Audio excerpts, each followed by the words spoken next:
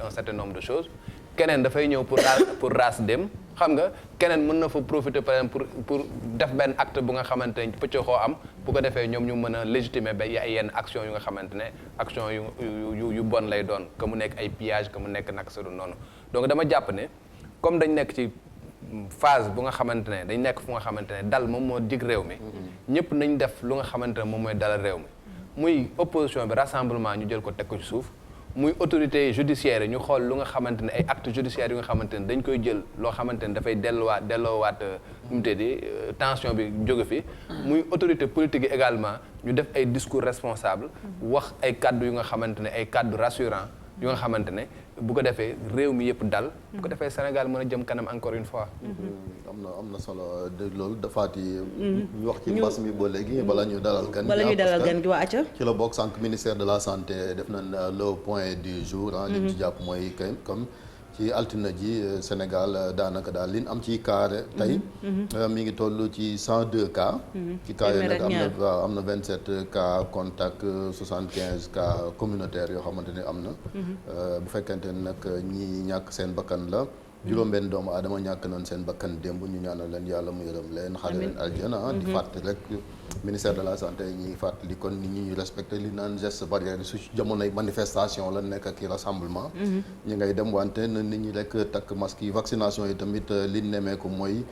samedi juróom-benn fan ci weeru mars kon lu toll ci 920 personnes kon vacciné nañ leen fi mu toll nii 65 037 personnes. ñoom jot nañ leen a ñàkk. loolu aussi ñu koy fàttali rek tey maa doon jël loolu docteur Mamadou Ndiaye instant yi xam nga situation bi dafa compliqué ba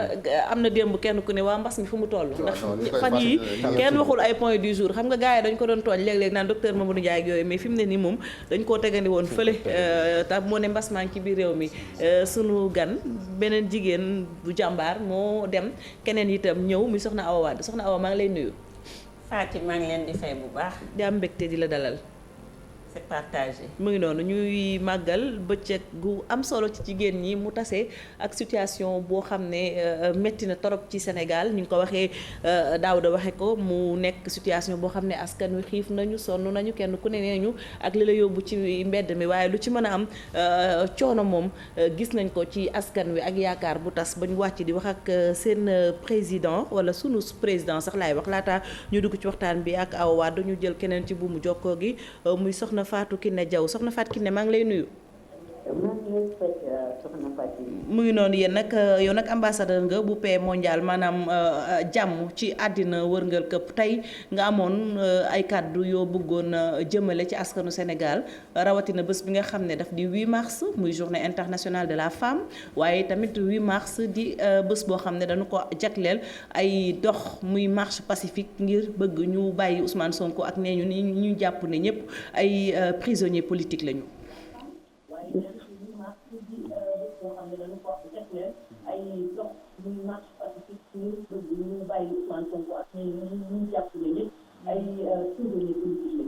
bismillahi rahmaani rahim soxna Fatou maa ngi lay nuyu maa ngi nuyu aussi Mame Biram man comme ni nga ko waxee rek diplôme ambassadeur de la paix bi man Séoul lañ ma ko joxe en 2002 gis nga bañ ma ko joxee en 2002 bi ma ñëwee ba aéroport Paris daje naa fa ak président Macky Sall bi mu ànd ak Karim Wade kon nga xam ne ay souvenirs dafa am fekk naa leen ci aéroport Paris ñu ànd mel ni mburoog soow léegi nag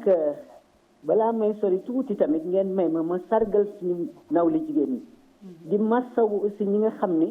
ñooñu la ci seeni doom faatu ñooñu la ci seeni rekk faatu seeni mag ak seeni jëkkër ndax conflit nag bu amee soxna Fatou jigéen ñi ñoo ci gën a souffrir ndax ñooy yaay ñooy sœur ñooy doom ak maam yi xam nga maam dafa bëgg sëtam kon nag ñi ci génn àdduna yal na leen yàlla xaare àjjana gis nga soxna Fatou constat bi ma am ci kii bi ci émeute bi mooy maa ngi ko tudde les émeutes de la faim maa ngi ko tudde les émeutes des aigris parce que ñi ci rax mooy ji xiif xam nga léeg-léeg nga dem ci benn kër 20 jeunes nekk fa kenn du ci liggéey bu ñu xëyee ñu lekki bu ñu añee bool bu rëy la ñuy teg mbaxal presque lay doon ku ne ci bu dem guddi gi ku nekk nga dem ñee ngi ci neex soow bi ñee ngi ci caat bi lu nekk donc muy nekk émutu xiif ñëpp ci tegal ci seen bët te gis nga nag bu ñu waxantee dëgg population bi du ñu lekk tali du ñu lekk pont xam nga lu ñuy lekk lu ñuy bay donc bu ñu gisee loolu war nañ xam ni agriculture moo ñoŋal nit ñi ñuy bay di dunde industrialisation moo ñoŋal nit ñi ñuy liggéey ci am seen salaire donc dëkk boo xam ni xalaatuñu développer agriculture ba moderniser ko xalaatuñu ni yokk industrie xale yi liggéey lu dul ay pont ci ay tali rek loolu kenn du ko lekk loolu tax ñu éméti yi tudd émétu xiif li may wax naan nag Sénégal dafa manqué culture de la paix ndax man bañ ma invité Séoul sujet bi culture de la paix la basé woon ñu invité waat ma 2004 Washington man ci sama bopp sax présenté naa fa communication sama communication man la ma ko basé woon mooy la culture de la paix bu ma ko mënee wax ci olof mooy nga jëmbat jàmm parce que xam nga da ngay ñaan naan yal na fi jàmm sax kon jàmm lu ñuy saxal la buñ ko saxalul duñ ko suuxat te buñ ko suuxatul du mën a yàgg donc culture de la paix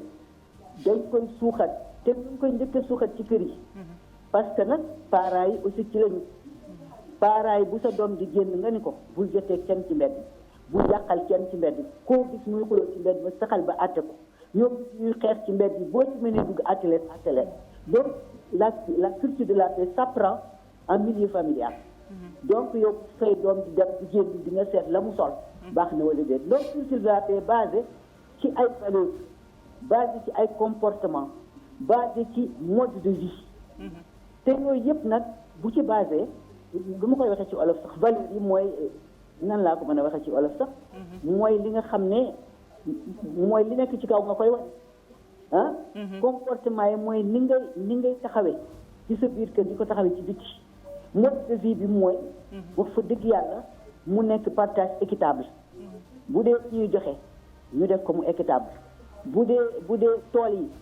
la ñuy joxe ñu bàyyi investisseurs yi ñu koy jox te ñu jox ko xale yi ak ndaw yi ñu ciy liggéey di dund ci seen biir réew investisseur bi bu ñëwee fii léegi nag lu mat fukki xale bu ñu dajaloo wala lu mat fukki propriétaire ni ko ñun dañu bëgg a def partenariat ak yow mu ni waaw moom mu indi xaalis ñu bay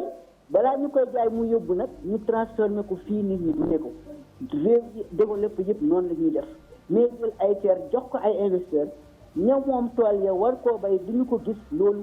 problème lay indi donc ma ñëwaat ci culture de la paix culture de la paix bu tegee principe yooyu comportement teg yëpp ni loolu mooy prévenir conflit mooy prévenir violence bu defee nag lan mooy am nag pour culture de la paix bu am mooy la justice sociale mooy la démocratie mooy l'équité mooy le partage des biens et mooy aussi la tolérance culture de la paix buy am aussi tolérance dafay am culture de la paix nag la koy gën a ëmb yëpp mooy le dialogue ak négociation entre l'État et les groupes dialogue boobu dafa am importance ci culture de la paix loolu nag bu ñëwee man may wax ndaw yi ni leen nit ki day muñ parce que muñ bi yaa ngi ko koy jàngale ci sa biir kër neel sa doom na nga muñ bu amalee diplôme di wut ni nga ñu ko muñal nee ko na maandu nee ko bu mu soxlañ fi dara loolu ci kër gi lañ koy jànge école man primaire ba ma nekkee primaire ñun dañ daan ñëw bu ñu xëyee bind benn leçon de morale ci tableau ba la ñu ciy njëkke mooy qui vole un œuf volera un bœuf xaw ma yéen jàng ngeen ko xaw ma ñu mais ñun à l'école primaire bi dinaa ñun dañ ko jàng ak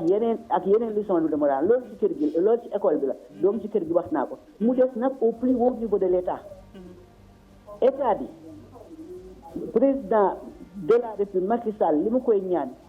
mu jël culture de la paix def ko sacerdoce jël démocratie taxawal ko ci dëkk bi parce que sooxe na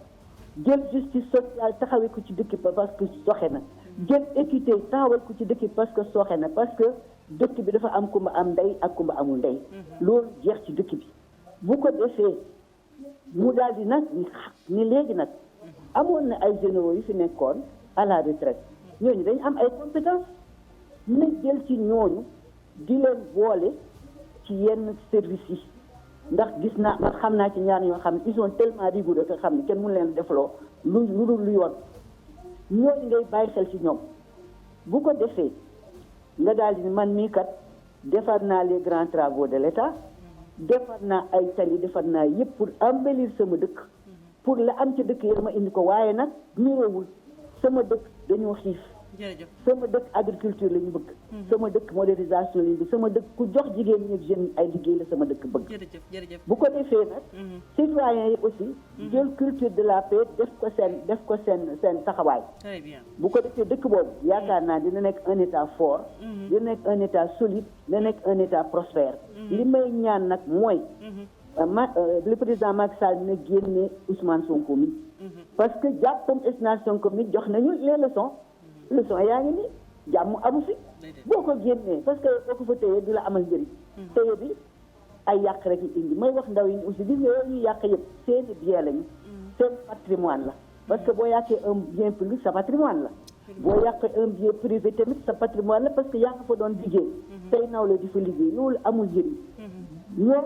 dañ leen yar ci diine xale yi ku nekk yar nga sa doom ci diine c'est de fervents musulmans bu ko defee nag nañ jël adage ne le présent ne dure pas et l'avenir on ne le connaît pas et l'avenir est plein de promesses bu ko defee lii day jàll bu ko defee avenir bi ñëw ndax gis na ne corona bi mu ngi yóbbu mag ñi ñoom ñoo fi des comme corona baa ngi yóbbu nag ñoom ñoo fi des may def nag benn ñaan ci corona bi ak benn ñaan bu ñu amee problème mudu xaamatan mooy le dernier verset du Coran c'est le verset 64 ku jullee ci suba gi na nga ci def juróom-ñaar mudu xaamataan ba mu juróom-ñaar nga ñaan jàmm am ci réew mi yow sa bopp sax problème boo am nga ñaan ci yow sa bopp mën nga ni man Faati Jeng di doomu diw ak diw maa ngi ñaan yàlla ci daraja Nabi sallallahu alayhi wa sallam ni nga ma aare woon sama biiru yaay diw nanga ma ko aare ci corona bi aare ci samay doom aare ci ñëpp aare ci Sénégal yëpp ñaan aussi dañ ko fekk ci dëkk bi il faut ñu koy ñaan te saa yoo ñaane aussi yokk ci daraja Nabi sallallahu alayhi wa sallam man daal vraiment loolu bëggoon naa ko ci apporter ba leneen ñëw ndax xam naan fi ne yàkkam ci ngeen ma te man jàngalekat laa dama bari wax maa ngi jéglu nag sa naataangoo jàngalekat a ngi fii toog ci këram tuuti daañu gën a dugg ci waxtaan bi soxna Fatou Kiné Diaw ñu lay sant bu baax di la gërëm yóbbal bi am na solo kàddu yi rafet na am na solo je pense que loolu nag la ñuy xaar ñun ñëpp Daouda depuis sànq nag ba léegi ñu ngi koy wax sànq Apulaay mi ngi leen di wan image yu palais de justice mu mel ni mbooloo mi ñi ngi ñëw waaw ñi ngi noonu def seen ay drapeau ñi ñëpp nag ñi ngi foofu ca wetu booru palais de justice libéré Sonko moo leen tax a jóg xeex baa ngi noonu ñoom it tey ji lañ ko tàmbali muy marche pacifique ci kanam tuuti daañu jëlaat Pafa ñi ngi mu wax ñu évolution bi foofu Chérif je crois que mën nañ dugg waxtaan bi ak soxna Awa Wade nay am ci jàmm rek bu dee ñi ngi rassemblé woon noonu quand même nay am ci jàmm mu bañ a pëccëxoo et je pense que des deux côtés bu dee force de l'ordre di encadré nañ ko gën a yi tamit xeer bañ faa yëpp drapeau Sénégal moom saa yoon ko gisee wax dëgg yàlla am ñun ñëpp dañuy am fierté parce que day loo xamante ni moom moo ñu fi boole ñun ñëpp te Sénégal moom moo ñu ëpp doole ñun ñëpp ku ci nekk mën ngaa ñàkk sa alalu bopp wante Sénégal moom comme mooy gaal gi te suñuy ëmb ci la nekk nañ ñaan gaal gi mucc comme alal gi sax Chérif mën nañ koo dab waaye bakkan yi dem benn bakkan rek c'est de trop quand on commence à compter naan ñu ngi ci fukk xamuñu nombre de cas nombre de morts yi ñu am ci sànq soxna Mariam Dansokho mi ngi koy wax ay xale yu ndaw daanaka fukki at ak benn fukki at ak ñaar ñoo xam ne daanaka ñu ngi doon toll ci buntu àddina muy loo xam ne c'est une page sombre de l'histoire politique du Sénégal ñu bëgg ko ak ñu bañ ko donc fi mu nii je pense que rectifier le tir ci lañ toll soxna Awa Wade ñu ngi lay jox kàddu soxna Faty maa ngi leen di nuyu di kontaan ci invitation bi ngeen ma invité tey doublement puisque tey le 8 mars te ku xam ancienne communiste xam ni 8 mars bi defe naa ni dañu doon toqamtiku di ko feete daaw ñu ko màggale nii de awa waaw daaw ñu ko foofu ci laa jëm li tax ma ni doublement également contexte bi ñu nekk dëgg la de muy contexte bu doy waar fii de dañ daan joxe ay tissu ñuy nuroo léegi di def ay feet ak ñun nag daaw ñu niroole sax di def ay feet mais ñoom foofu laa bëgg a wax xam nga ñu bëgg dañ doon jàpp ne folklore bi la mais am na ñoo xam ne dañ doon waxtaane kafree ci biir nuróole bi ak sañse bi ci la ñuy waxtaane seen ay points yi nga xam ne bëgg nañu mu évoluer ku nekk ak xeet bi nga ko doon màggalee dëgg la non ñaari contexte yooyu ma évoqué dafay tax ma jëkk nuyu jigéeni Sénégal yépp jigéeni àddina jigéeni Afrique di leen sargal di leen rendre hommage ci 8 mars bi. mais également 8 mars bi fekk ñu ci contexte. yu doy waar am fi ñu koy mettitlu. mettitlu boobu ñu ngi commencé par di jaale mbokki bakkan yi nga xam ne tëdd nañu. ñu commencé di ko lim mu egg ci fukk. di masaw ñi ci jëlee ay gaañu gaañu. di masaw ñi ci ñàkk seen alal. di ñaan yàlla yemale ko fi. metti na lool di leen nuyu yéen ñi ma bokkal plateau bi di kontaan ci seen invitation. laata rek ñu dugg ci waxtaan bi benn xibaar bu tiis bu ñu fi dab Djibril Tamsir Niane nekk nag historien doomu Guinée moom moo génn àddina niki démb moom nag mook seexam ñoo génnandoo àddina benn bés bu ñu juddu ñoo bokk benn bés bu ñu faatu seex bi nag moo ko njëkk a faatu ci bés bi la moom Djibril Tamsir Niane ci guddi gi ci la gaañu ñuy fàttali rek ne mi ngi gane àddina juróom-ñeenti fan ci weeru janvier 1932 ca Conakry mu nekk spécialiste nag de l'histoire du Mandé notamment l'empire du Mali yaakaar naa ñun daaw da suñu formation scolaire lu ñu xam ci Soundiata lu bëri ñu ngi ko jàngee ci Djibril Tamsir Niane Soundiata ou l'épopée Mandeng Djibril Tamsir Niane borom xalima gu ñaw gi way juru Katoucha Niane mannequin bu mag bi gaañu woon moom it ci ay circonstances yu compliquées donc ñu rendre hommage rek Djibril Tamsir Niane laata ñuy duggaat ci waxtaan bi awa waaw ñu ngi koy jaale mu nekk ku am solo ci littérature africaine notamment merci Mortala moo ñu jox information bi Mortala Gaye mu nekk fii ci groupe Futurs Médias fële ca l'Observateur ñu ngi koy jaajëfal bu baax soxna Awa. un grand panafricaniste di ko jaale waa Guinée di ko jaale waa Sénégal puisque am na fi histoire di ko jaale ñëpp. waaw bi loolu amee. travaille avec Cheikh Tidiane Gadio si institut bi nekk fii. institut affaire stratégie la ak jàmm ak yooyu. am na solo acca soxna Awa. absolument jërëjëf kon Fati. defe naa 8 mars bi amoon na thème buñ ci jógee ci loolu dañuy dem CSW mu am évaluation. évaluation boobu c'est l'autonomisation des femmes en rapport avec le développement durable. muy interroger contexte bi ñuy vivre yépp thème 8 mars bi man dama koy lire en rapport avec le contexte que nous vivons. def focus ci évaluation bi. contexte bi di ma inspiré manquement yu bari yoo xam ni am na par rapport à l'évaluation de jéego yi ñuy def ñun ci wàllu éducation ci wàllu santé puisque bu ñu nee contexte bi mooy crise socio-culturelle bi mais mooy aussi Covid bi bari na sooxe yoo xam ni je crois que war nañoo am une bonne lecture de tout ça et une capacité d'adaptation puisque loolu manqué na ci acteurs yëpp ci ni ma ko gisee man gouvernement bi pour man manqué na capacité d'adaptation yeneen acteurs yi muy opposition bi di société civile beeg ñeneen ñi manqué nañ capacité d'adaptation puisque boo amee sa objectif ni man kat damay manifester nangam wala nga ni man damay def poursuite judiciaire ci kii ba lii ci am yépp am ci war nga adapté woo nag xoolaat sa copie loolu yépp gisuñu ko maa ngi koy commencer ci institution bi gën a mag muy le président de la République man j'ai pas compris son mutisme ça il faut que je le dise affaire yi ni mu amee vraiment autorité religieuse yi seen déplacement démb ñoom ci seen bopp ñu annoncé ni président de la République dina wax man je m'attendais à ce que mu wax tey apaisé dégguma ko démb ci ngoon dégguma ko tey kon demande bi may jëkk a def c'est à son endroit na wax dalal peuple am dalal acteurs yi ci des yépp li ci des nag dinañ ci xuus bu baax ci liggéey bi en tout cas bu ma dee xool def lecture 8 mars bi situation jéego femmes yi damay def focus ci évaluation participation des femmes à tous les processus notamment li nga xam ne ñu ngi koy vivre tey bu ngeen ci gisee taxawaayu jigéen je crois que dinañ ñëw ci analyse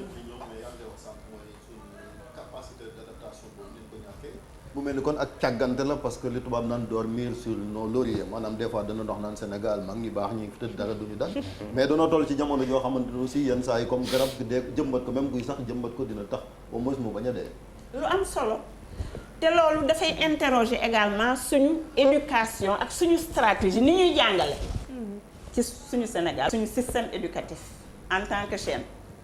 je ne parle pas des contenus mais façon bi ñuy jàngalee ak ni ñuy retenir puisque élève boo ko jàngalee amul solo sax yi nga koy jox mais ni muy adapté wu ci situation yi moo am solo te gisuma ko ci acteurs yi on a dormi sur nos lauriers wax nga dëgg puisque affaire bi du léegi rek la kii mi ngi doon nuyoo mi ngi doon nuyoo dañ koo fayutoon ut ci saafara yi ci war kon jot na nag ñu taxaw bu baax puisque affaire bi luy ëpp tuuru te doy na bu ñu demee ba naan 10 mois je crois que ñun Sénégal xamuñu loolu. tam la sax ñii naan ëpp na ko ñi naan parce que xamuñu sax exactement chaque jour ñu génnee et puis ay ñàkk bakkan ci anam yoo xam ne soxna Awa Wade bu njëkkoon suñ ci masaan am benn dañ caa ci def taxaw seetlu mais tey la journée da ngay gis ñu ne kenn ñàkk na bakkanam dañ koy teg fële wéyal xeex bi kon mu mel ni askan bi ñoom ci li ñu nekkoon di xeex lu leen ñor la. ñor na leen bu baax te nag. war nañu décrypter. du le message. les différents messages yi nga xam ni génn na ci affaire bi. dëgg la. Gouvernement bi war na ko décrypter waajur yi nga xam ni fa la xaal acteurs yi jógee di dem ca mbedd mi war nañ ko décrypter jot na daal taxaw seet. je crois que bu lii weesoo war nañu def waxtaan yu bari te médias yi aussi am nañ ci rôle yu ñu war a jouer. puisque man dama naan médias yi tam li leen intéressé le débat politique politicien. je crois que weesu nañu loolu. nañuy am ay programme yoo xam ne dafay yeete bu baax. am na ci solo. absolument te bu ñu nee programme yuy yeete. bon éducation mooy kenn lépp. mais médias yi aussi ci la. buñ ko waxee war na nekk ci kàllaama yépp dem ci frange population bi yépp war a nekk ay débat yoo xam ni intellectuels yi ñooy taxaw di évoquer Kant ak di évoquer les grands philosophes ak yooyu ñu bari c'est pas audible ces messages nañuy wax yoo xam ne dafay yee nit ñi ñu dégg ko ci kàllaama yi ñu nàmp fekk leen fa ñu nekk méngoog suñu culture ci loolu école bi dafa mel ni moom déjà ñi ngi woon ci jafe-jafe wax nga ko même bu du doon mbas mi crise yi nga xamante ni traversé nañ ko malgré que amoon na ay ndaje ay états généraux ak yu ni mel mais crise bi ñuy dund aussi école bi yëg na ko ndax ay gone manifesté nañ fii ñu ne ay élèves ñàkk nañ seen bakkan mais aussi on a vu des enseignants yoo xamante ne fekk nañ leen ci daara jàpp leen wax ci doolu ñu ne tëj nañ daara ya far ñu toog ay bis boo xamante ni gone yi duñ jàng. waaw man damay rafetlu tëj googu ñu tëj daara yi. contrairement à ce que lu may dégg ñenn ñi di ko wax. parce que bu situation bi demee ni wax dëgg yàlla xale yi am ay tout tànk yu commencé di ñàkk seen bakkan. danger li ñu jëkk a war a def mooy sécuriser l'espace scolaire. donc rafetlu naa. école yi tëj googu ñu koy tëj. xam nga lu doy waar ci suñu kii bi. danga naan man maa nguur gi ñoo ànd lu mu wax baaxul. wala lu mu wax noonu la. ànduma ak moom lu mu wax baaxul loolu baaxul. dinañuy waxal suñu àqulaayu taala. dinañ ci ñëwaat li ngay wax ñuy waxal suñu àqulaayu taala te bañ wane parparloo gi loolu mooy gis-gis soxna Awa Wade laata ñuy ñëw ci point boobu Chérif jàppal ñu ko ñu dem jëli monsieur le maire bu Médina nga dalal ko Bamba Fall honorable monsieur le maire ñu ngi lay nuyu di la dalal ci suñu plateau. ñu ngi leen di ziar bu baax. jërëjëf Chérif. waaw monsieur le maire xam naa ñi sumi faale ni moom dinañ ko sumi parce que gis nañ ni moom bi affaire yi amee li ko yitteeloon mooy mu dem aar au champ bi. man de mais lu rafet la quand même c'est man jegeen bi waaw kon di nga ko sumi quoi parce que comme initiative bu rafet la Médina quand même ñu dem. monsieur le maire faaleen la. waaw kon Fatia di nga ko mais quand même loolu ci loolu bëgg a taxaw sax bala ñoo ñëw ñu xew monsieur le maire parce que gis nañ ni quand même population yi ñoo dem barricade wu na kenn du songu au champ bi te loolu yow yaa jëloon initiative.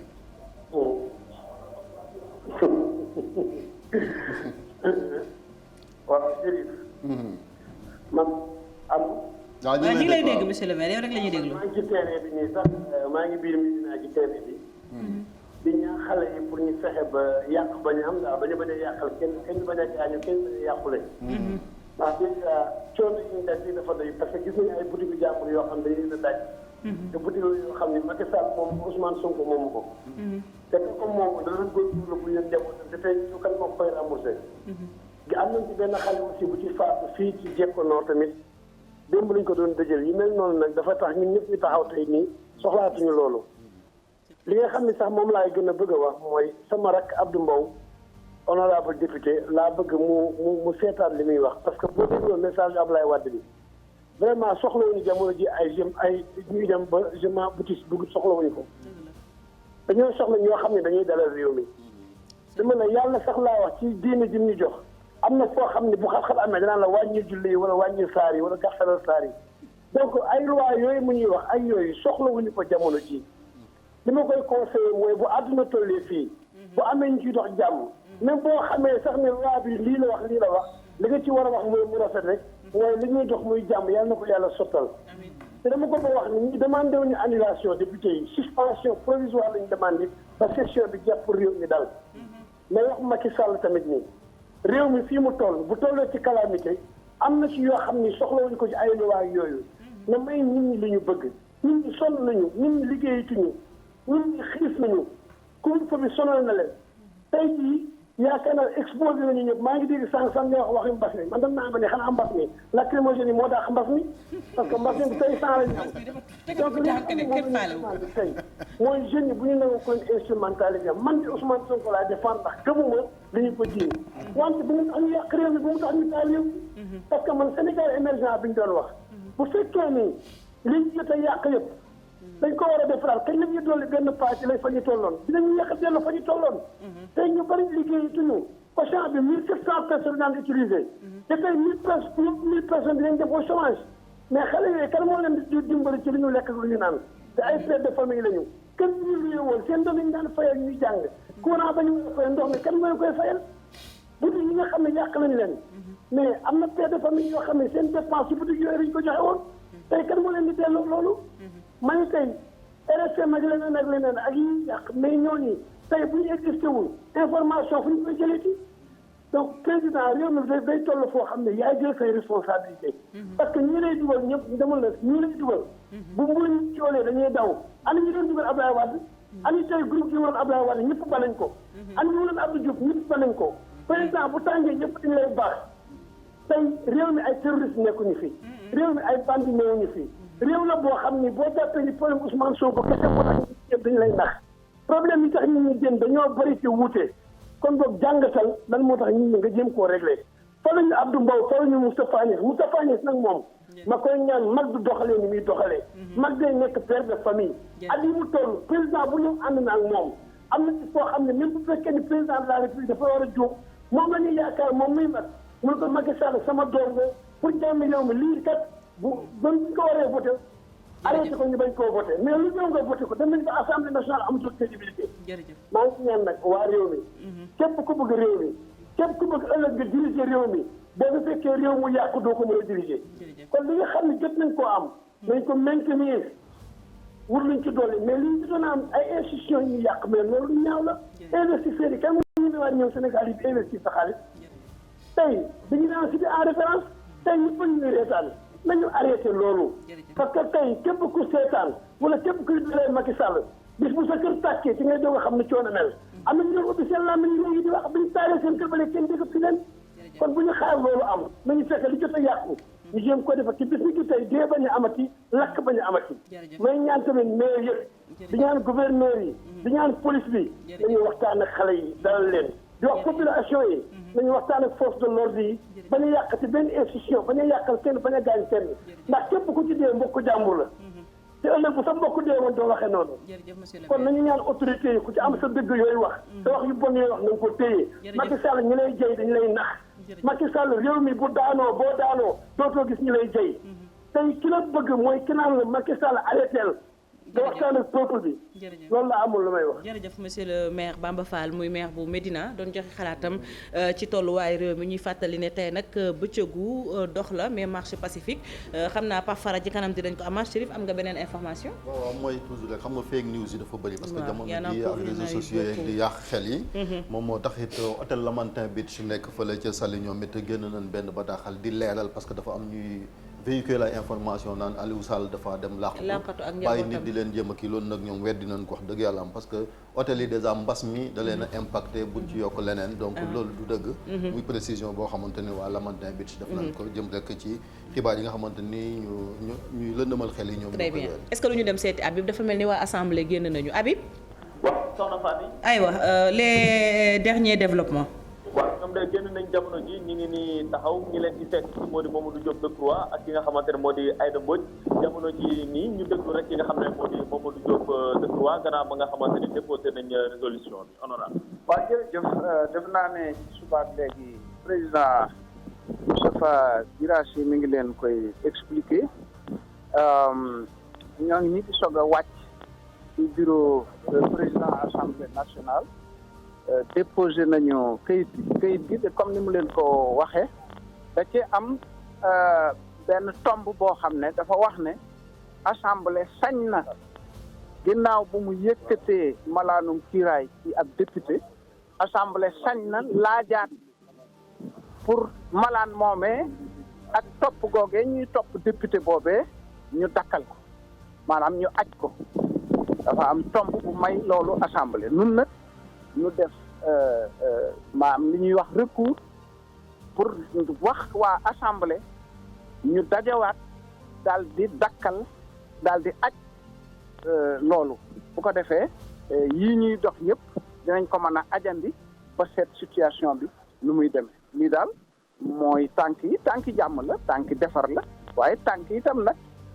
jariñoo li nga xam ne assemblée nationale lool la war a tekki ci réew lépp am démocratie loolu daal moo doon tànk yi bu léegi nag bu ñu jógee fii dañuy dem nu mu tuddati tribunal ba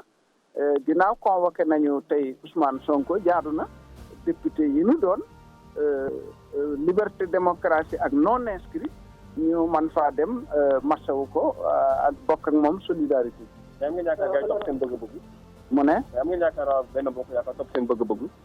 nun day jàmm la ñu wut ci réew mi yaakaar nañu itam ne ñëpp a war a bokk wut jàmm ci réew mi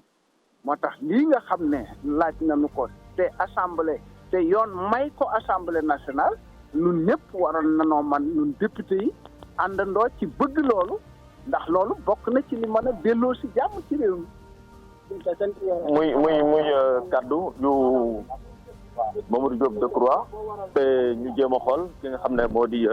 Aïda Mbodj moom itam mu yëgatu ci ay kaddu en direct de la TFM moom mi ngi nii soxna Fatou soxna Aïda Mbodj gannaaw ba nga xamante ni déposé ngeen lii di résolution bi kaddu yi ngeen ci yëgati ak yaakaar gi. waaw yaakaar naa ne ku nekk ngi wut pexe pour jàmm am ci dëkk te yaakaar naa ne wax li muy bëri nga mën a dégg moo am solo barki démb kilifa gu dend ak président de la république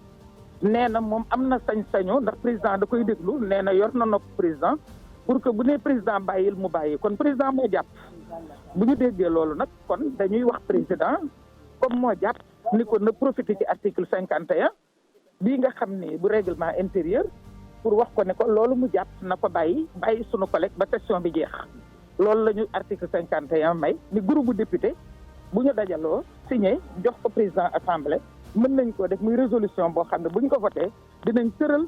topp bi ba session bi jeex. Chérif bu dee am nga ay kaddu yow wala ay laaj yoo ko mën a yóbbante. waaw bien sûr ñaata signature lañ am ñoom député yooyu. 19 am na 19 signature. ci 165 députés est-ce que yéen a ngi jege seen naataango yi ci majorité bi ngir ñoom it ñu signé. man est-ce que yéen a ngi jege seen naataango yi ñu nekk ci majorité pour ñu signé ngeen yokk seen signature yooyu parce que l'Assemblée nationale 165 députés la. lii ñuy def président lañ koy seeral te comme président Idrissa Seck nee na dina wax président mu bàyyi donc président jàpp président moomu jàpp nag ñu ngi koy wax ne ko may nañ ko bunt mu bàyyi may nañ ko bunt ci article 51 pour mu bàyyi. waaw léegi madame Aïda Mbodj yow mi nekkoon nga fi ministre de la femme tey nag di bis bu am solo ci monde bi parce que dañuy célébrer droit de la femme bu daa jot ca jamono ba nga nekkee ministre daa nga takku di ànd ak soxna yi tey nag jigéen ñi taloon célébrer li nga xamante ne mooy bis bi ñu leen jagleel yàlla def na sax ñoom da leen a war a célébrer toute l'année mais tey dafa nekk journée bu particulière yéen ngeen ay yaay nekk aussi ay kilifa ci réew mi au-delà de sa position ci politique ak li nga xamante yéen a ngi koy dox ngir assemblée bàyyi ko est-ce que yéen a ngi dox yeneen jéego ngir jàmm daal di sax dàkk ci réewum Sénégal. li ñuy def muy demander la suspension des poursuites ci jàmm ji la bokk. moom mooy pièce maîtresse su jàmm ji maanaam tey su fekkee ni président jàmm ji nga xam ne nit ñaa ngi koy sàkku bëgg na koo maye mën naa jaar ci lii wax majorité ñu voté résolution bi su ko defee ñu suspendre suspension yi fii le 30 juin mën na ñoo xam ne ñuy def bu loolu weesoo tamit yow Ousmane Sonko yow la choisiroon ngir nga défendre ko bi mu jëmee ci levée immunité parlementaire am c'est vrai que nguur gi tamit mën na leen ñu bàyyi li leen yàlla jox ci doole ñu bàyyi ko mais opposition bi aussi lan mooy seen cër ci li nga xamante ni mooy consolider yenn ak yi rawatina wàllu démocratie ak jàmm. yaakaar naa ne wëlbatiku nañu joxe bunt ñun bunt la ñu joxe loo xam ne parce que ñii dañuy dem ci mbedd mi di xeex ñii nekk ci rajo yi di wax di conscientiser comme di ngeen jàpp dañu jàpp ne moom ngeen di def ñun loi la ñu am loi la ñuy voté ci la ñuy légiférer ci loi boobu la ñu bëgg a maye bunt pour jàmm am maye bunt bi nag weesuwul lu dul lii nga xam ne mooy résolution boo xam ne 19 députés def nañ ko président na wax majorité ñu voté résolution bi ñu arrêté les poursuites pas arrêté mais suspendre ko parce que dañ ne la suspension des poursuites buñ ko suspendre ba session bi jeex session bi le 30 juin lay jeex diggante bi lu ñu bëgg a def ko loolu la ñu bëgg àddina xam ni ñun posé nañ ay acte pour maye bunt te comme dégg nañ wax dëgg yàlla mbokkam ne dinaa wax président mu bàyyi ko loolu mooy président moo jàppoon comme président moo jàpp nag jox nañ ko article 51 pour mu bàyyi.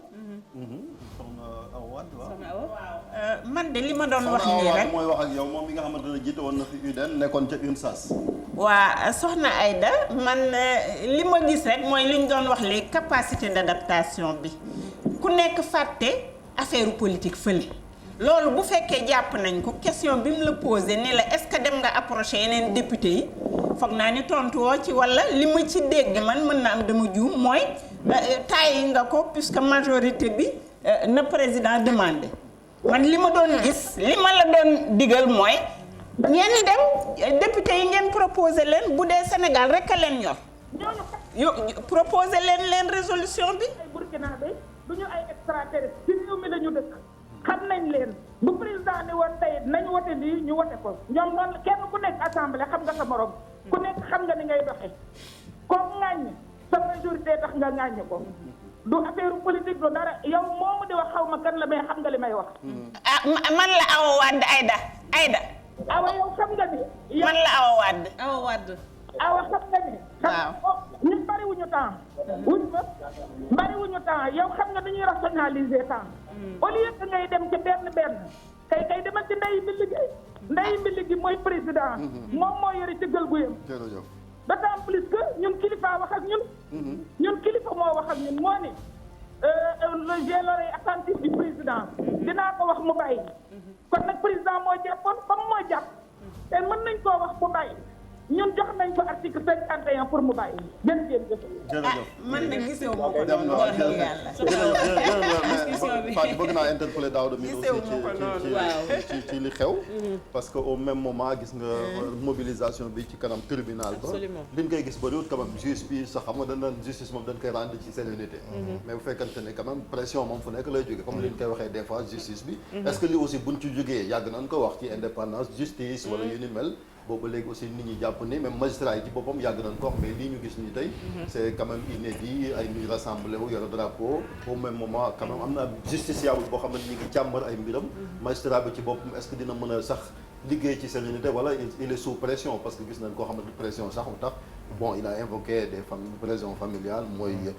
juge Seck bi nga xamante ne mooy 8e cabinet bi daal di génn ci dossier bi lii aussi la même chose mu wane buñ ci jógee aussi comme li nga yàgg xeex mooy indépendance justice lu jar a xoolaat la waaw Chérif xam nga sànq dañuy wax ni am message yu bëri yu nga xamante ne envoyé nañ ko ñu war koo décoder te buñ ko décoder nag dafa bëri ay pàcc yu nga xam dañ ko war a régler sur le plan politique am na lu ñu ci war a régler sur le plan judiciaire am na lu ñu ci war a régler sur le plan économique am na lu ñu ci war a même sur le plan démographique am na lu ñu ci war a régler dafa bëri ay pàcc yu nga xamante ne il faut que nit ñi décrypter message yooyu benn pàcc nag moom moo jëm ci justice boobu tey jii li ñuy wax yëpp mooy lan décrisper d'abord après le reste ñu doo ko def te je pense que ay solution génn na tey boo xoolee li nga xamante ne député yi def nañ ko solution la ñoom dañ ne suspension provisoire mais suspension provisoire ne veut pas dire abandon des poursuites ça veut dire que tey jii bu ñu suspendre au mois de juin ñu mu tëddee assemblée nationale seen session jeex mën nañ génn waat tuuma yi tegaat ko ci kaw pëccëxoo day commencé waat donc dañuy différer rek benn problème à une date ultérieure am na beneen piste de solution bu nga xamante ne avocat bi sax moom moo ko génne léegi voilà parce que effectivement piste de solution la parce que tey jii le juge d'instruction il est saisi in rem moom la droit wax il est saisi une rem ça veut dire que il est saisi d'une chose donc lan lañ ko confier mooy dafa am plainte pour viol loolu lañ ko jox donc si loolu lay war a gëstu boobu nag ne veut pas dire que da ngay jël nit yóbbu ko kaso wala nga ñàkk ko yóbbu kaso tey jii gis nañu par exemple même le juge du 8e cabinet procureur de la République dafa demandé woon à ce que mu inculpé ko place sous mandat de dépôt juge ba deful loolu da ko inculpé mais da ko place sous contrôle da ko bàyyi mu ñibbi këram ça veut dire que toppul juge ba ci loolu fi mu toll nii gis nañu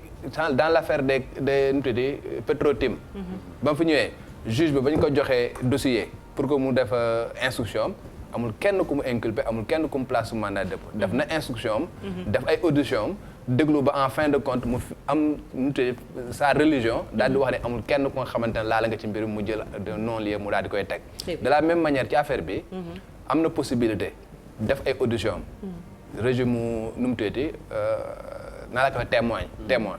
Ousmane Sonko mën na ko convoquer comme témoin que mu nekk mbalaanu kiiraay ma ngi ci kaw wala mu ñàkk mbalaanu kiiraay am fenn fu ñu ko interdire pour que mu déglu ko à titre de témoin mën na ko déglu bu ko dégloo ba pare après moom en fonction des actes yi nga xam ne am na ko mu kon ne instruction bu nga xamante benn pression du ci am bu demee nag ba nga xamante ne dem na ba ñu gis ne par exemple am na ay preuves tangibles concernant la personne bu boobaa ñu taxaw wax ak askan bi wax leen ni lii moo ci nekk ak affaire genre après lu ñuy mun di def ñu doog ko def mais actuellement ni tembe am nañ franchement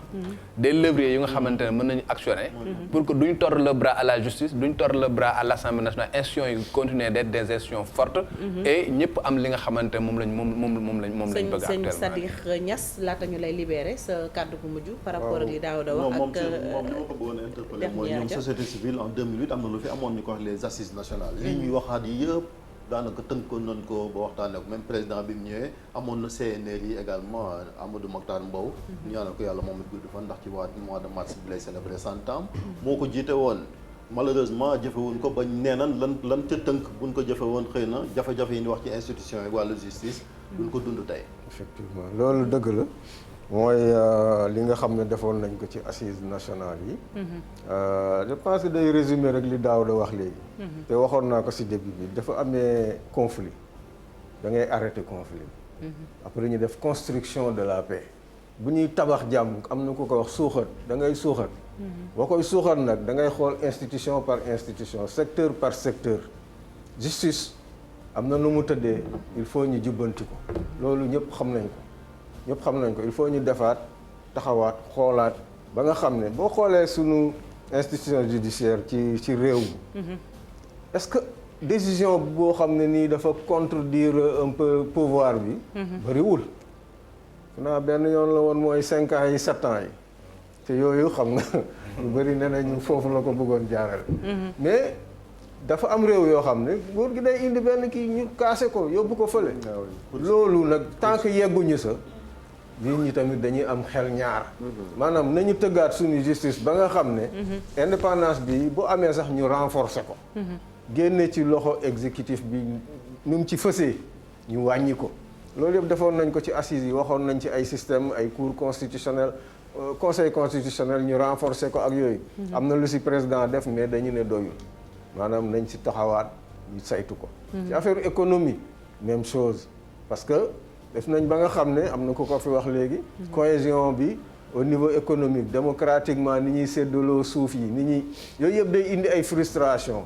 mooy indi cohésion sociale bi ak ci wàllum territoire yi ni nga xam ne ni ñuy développé Dakar bàyyi yeneen gox yi nga xam ne mais ni bokkuñu Sénégal am na réew yoo xam ne dëkk yoo xam ne boo fa demoon tey da nga naan est-ce que man maa ngi Sénégal dooy dem ñu ne la nuyul ñu waa Sénégal yooyu yëpp dañ ko war a def ba nga xam ne nit ñi dinañ am impression que ñoom ñi ngi ci benn réew bi ñu yemale ñëpp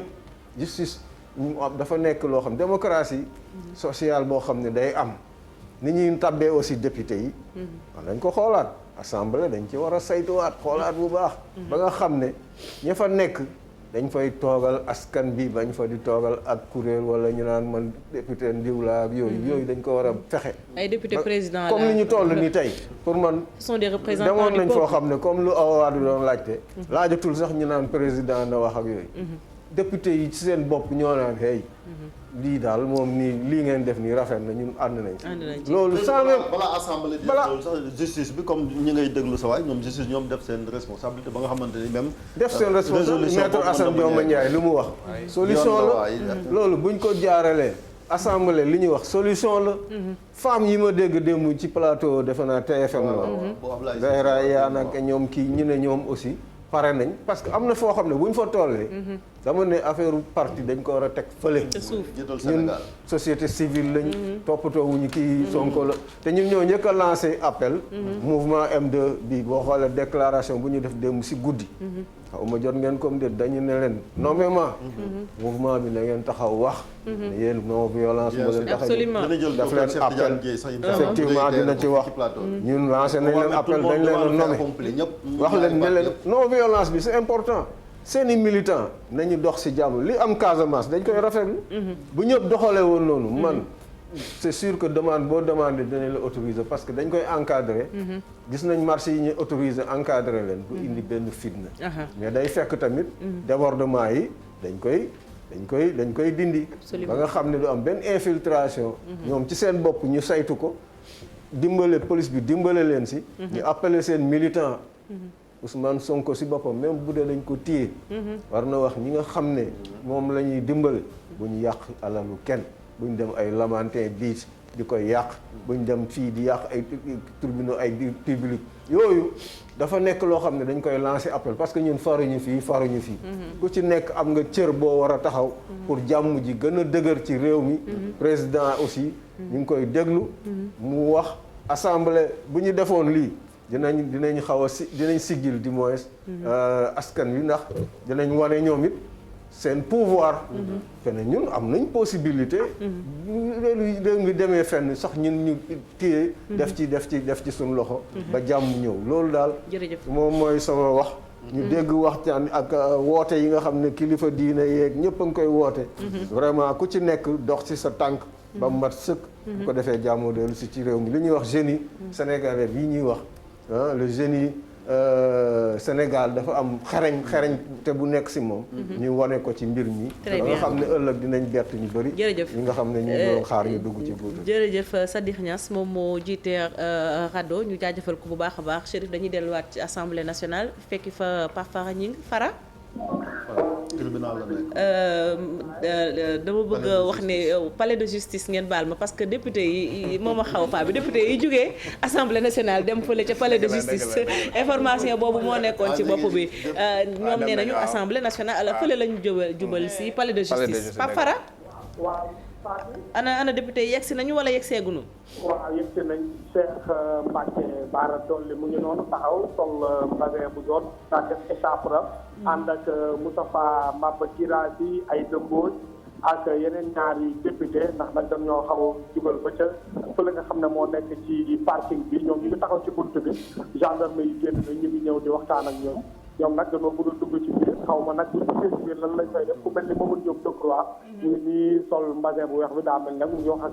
gendarme bi pour ñu xool nag ñoom lan mooy seen tànk fii ngir ñëw xool si Ousmane Sonko la wala déet na yaakaaruma ñu bàyyi leen ñu dugg fii xëy na seen soutien la ñuy indi ñoom daal ñu ngi ci bunt bi taxaw gendarme yi ñu ngi waxtaan ak ñoom nag waxtaan bu dal nag lañ fa gis ñu ngi waxtaan di échanger xëy na ñoom ñu wax li nga xam ne moo leen fi indi waaye jamono jii ba léegi ñoom ñu ngi taxaw ci bunt bi yëpp nag ñu ngi fa teg ay barrage yi nga xam ne moom la policier yi teg daa mel ne nag duñu dugg parce que ñu ngi génnaat ñu ngi dellu si di ñëw fi nga xam ne ñoo nekk ci taskatu xibaar yi Mamadou Diop Decroix moom moo jiitu noonu Cheikh Mbacke Bara Dolly topp ci ñu ngi bëgg a ñëw ci presse bi ay na mbooju ngoogu ñu ngi ñëw nag jubal ci presse bi pour xam naa sànni ci ay kàddu te yaakaar naa dinañ xool ñoom lan moo nekkoon seen tànk bi nga xam ne waaye nag ci bëri na journaliste ba nga xam ne yaakaar naa presse sénégalaise bi international ñëpp ñu ngi fi policiers sax ñu ngi bañ presse bi daal di génn ñëw ci ñoom mais presse bi ni ñu déterminé yaakaar naa ne mënuñoo téye gars yi man nag dama ci xool kenn koo xam ne. moom laay jël en aparté mën a wax ak moom xool ndax dinañ am quelques réactions nañ jël honorable député Aïda Mbodj. ñu xool lu muy wax. déposé benn sax boobu s'il vous plaît dañ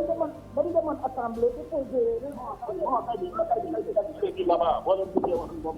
police yi ñooy wax noonu nee nañ jóge ci voie publique bi. ñu déglu honorable Aïda Mbodj. comme yoon daan dama tuuti ma mën a wax jërëjëf dañu demoon assemblée nationale déposer résolution bi nga xam ne ci liñ doon demandé ñun député opposition bi suspension des poursuites comme ni ñu ko article 51 maye loolu nag bi ñu ko defee ba pare ñu ñëwoon pour bëgg a gis suñu collègue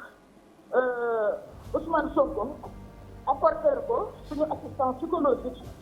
won ko ni ko ay collègue am ñu ngi fi ay collègue am député de l'opposition mais won ko ni ko aussi renforcer ko ci détermination bi mu nekk ñu yaakaar ne tam suñu démarche boobu dina nekk un signal fort pour que d'une part ñu bàyyi nit ñi ñu manifester mais d'autre part ñuy manifester tam bañ a def violence donc loolu moo doon sunu gendarme yi dañu ne duñu dugg dañu tere nit mënuñoo dugg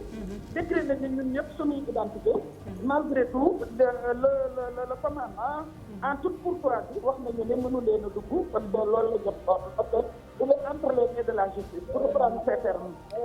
Quelle sera la suite Pape Fara laajal ñu honorable fi mu ne nii lan moo ci des kon comme nee na duñ dugg. gis ngeen mu ngi noonu Aïda Mbodj moom ngeen dégg noonu Fatou.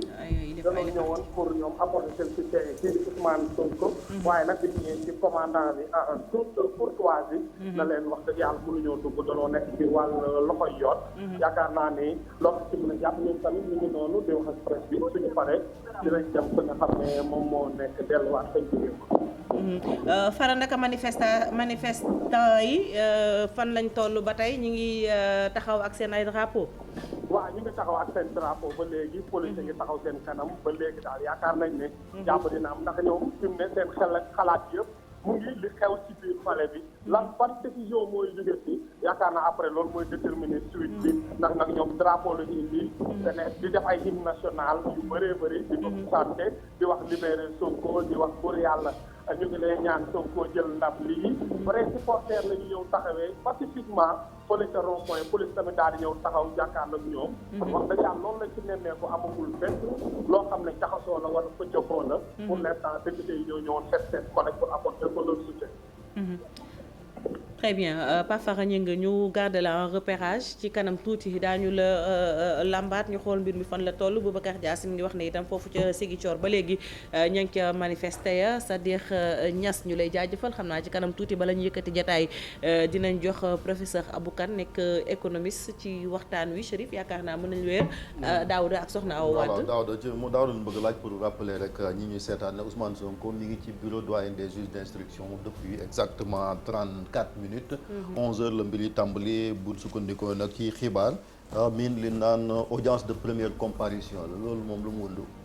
audience de première comparution bu fekkee ne audience de première comparution ça veut dire que dinañ ko notifier inculpation.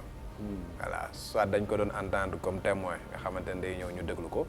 mais buñ nee audience de première comparution mooy da ngay ñëw ñu notifier la ay inculpation. ba pare après buñ la notifier inculpation mooy wax leen ni chargé yi moom mooy tegu sa kaw. après jël li nga xam moom moo ci topp placement sous mandat de dépôt bu fekkee ne juge bi dafa jàpp ni da ngay dem kaso wala bu fekkee ne placement sous contrôle judiciaire. loolu la léegi après nag lay doog am li ñuy woowee audition dans le fond du dossier. c'est que notifié nañ la ay charges. kon lii duggagun ci fond bi. non duñ dugg première comparution duñ dugg ci fond bi. on notifie juste une inculpation et après il y aura une audition dans le fond du dossier. voilà bu fekkee nit ki dafa nekkoon biir kaso dañ koy extraire après déglu ko. bu fekkee dafa ñibbi këram également bu jour bi bés bu demee ba décider ko. da lay envoyer convocation nga ñëw après mu auditionner la dans le fond du dossier. waaw première comparution moom loolu la. loolu la muy lu am solo kon xam naa dinañ ci ñëwaat bu ñu génnee ca bureau àttekat bi. soxna Awa Wade mi ngi doon wax lu am solo nag Fati sànq laata ñuy jël ñi nga xamante ni. mooy rek maanaam Sénégal aussi ñu bañ a fàtte ñooy ñan fi ñu bokk mais même ci wàllu njàng ak njàngale aussi ñu bàyyi xel bu baax li nga xamante ne mooy suñu aada ak suñu cosaan bañ a jëggaane parce que li ñu roy ci nasaraan bëri na trop même suñu système éducatif ni ñu ko tëggee maanaam ci système français presque lañ ko daal di taataane waa jërëjëf Daouda xam nga fi ñu toll nii dañu toll ci période bu doy waar bala may ñëw ci loolu sax damay prononcé wu ci li nga xam ni miim expliqué nañu ko suñu ko dégloo man sama xel dalagul ndax bu dee première comparution mooy de toutes les façons dañ ko woo pour inculper ko mën na dellu këram comme mën na bañ a dellu si waaye inculpation am na su inculpation amee man sama xel dafay dem ci ëllëgam 2024 ak li nga xam ne bëgg na ko moom te kooku bokkul ci apaisement ñuy fàttali rek ni vraiment dañu dugg ci système judiciaire bi seen liggéey ak la ñuy def ndax ñun xamuñu information yépp xam nañu seen liggéey système judiciaire bi tàggat nañ leen tàggat yow li ci def mooy nit ki doguma la dernière info concernant justement il a été inculpé et placé sous contrôle judiciaire selon son avocat maître Khoureychi Ba donc moom moo ko wax ci page Facebook l'info vient de tomber moo mën a jël kon Pape Fara Gningue kon Pape Fara la ñuy làmb ensuite day dellu këram au niveau de la réalisation bu fekkee mun ngeen ñu làmbal Pape Fara Gningue tout de suite bu ñu mënee am kenn ci ay avocat am ce serait vraiment mu nekk lu baax kon information bi wadd na mun nañ ko bamtu Ousmane Sonko day ñibbi këram sous contrôle judiciaire la ñuy wax comme yaay suñu juriste ñu bàyyi la nga faram-fàcceelaat ko téléspectateurs yi ñuy seetaan. waaw boo déggee ñu ne xam nga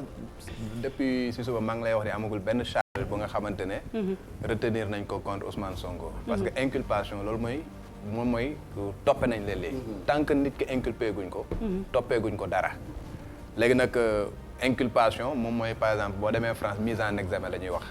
voilà boo déggee ñu ne mise en examen mooy teg nañ tuuma sa kaw tey jii ci affaire viol bi muy affaire Adji Sarr bi nañ jàpp que ni bis ni ki tey ñu ngi koy toppee ci li nga xamante ne moom mooy viol bi mooy teg nañ tuuma ci kawam léegi nag après juge bi dafa amoon ñaari possibilité bu mu amoon bu tegee tuuma ba pare placé sous mandat de dépôt bu jàppee ni dafa war a yóbbu kaso wala mu teg placé sous contrôle judiciaire moo di demal nga ñibbi sa kër yaa ngi liberté provisoire mais dafa am ay yenn restrictions yu nga xamante ni dama koy jël moo di amoo droit par exemple génn réew mi te fekk man joxuma la autorisation des fois sax contrôle judiciaire ñu nangu sa passeport comme ça nga xamante ni doo génn wala ñu obligé la par exemple toutes les semaines wala tous les 15 jours nga ñëw émarger pour wane ni yaa ngi ci territoire national loolu mooy contrôle judiciaire mën nañ am na sax ay ñoo nga xamante ne dem nañ ba di la interdire yenn yi par exemple mën nañ la interdire nga par exemple wax publiquement ci affaire bi nga xamante ne moom lañ lay toppee. très bien daaw doguma la dafa mel ni Fara ñëw na Pape Fara. waaw Fatou. layoo ba daanu na de. waaw. aja. et placé sous contrôle judiciaire. maanaam Ousmane Sonko dina ñibbiwaat këram léegi su génnee ci kanam. loolu moo fi tukkee ñi xaar nag avocat yi daal di ñëw ñoom maître Pape Cissé. maître Babacar Ndiaye yu nu mel ñoom maître Khoureychi Ba. après bu ko defee ñu taataan wax nag lan la saa bi naka la demee yan ñoo ci des. yan ñoo ci des ak tamit lu tax ñu bàyyi mu daal di delluwaat këram. naka ambiance bi foofu Pape Fara.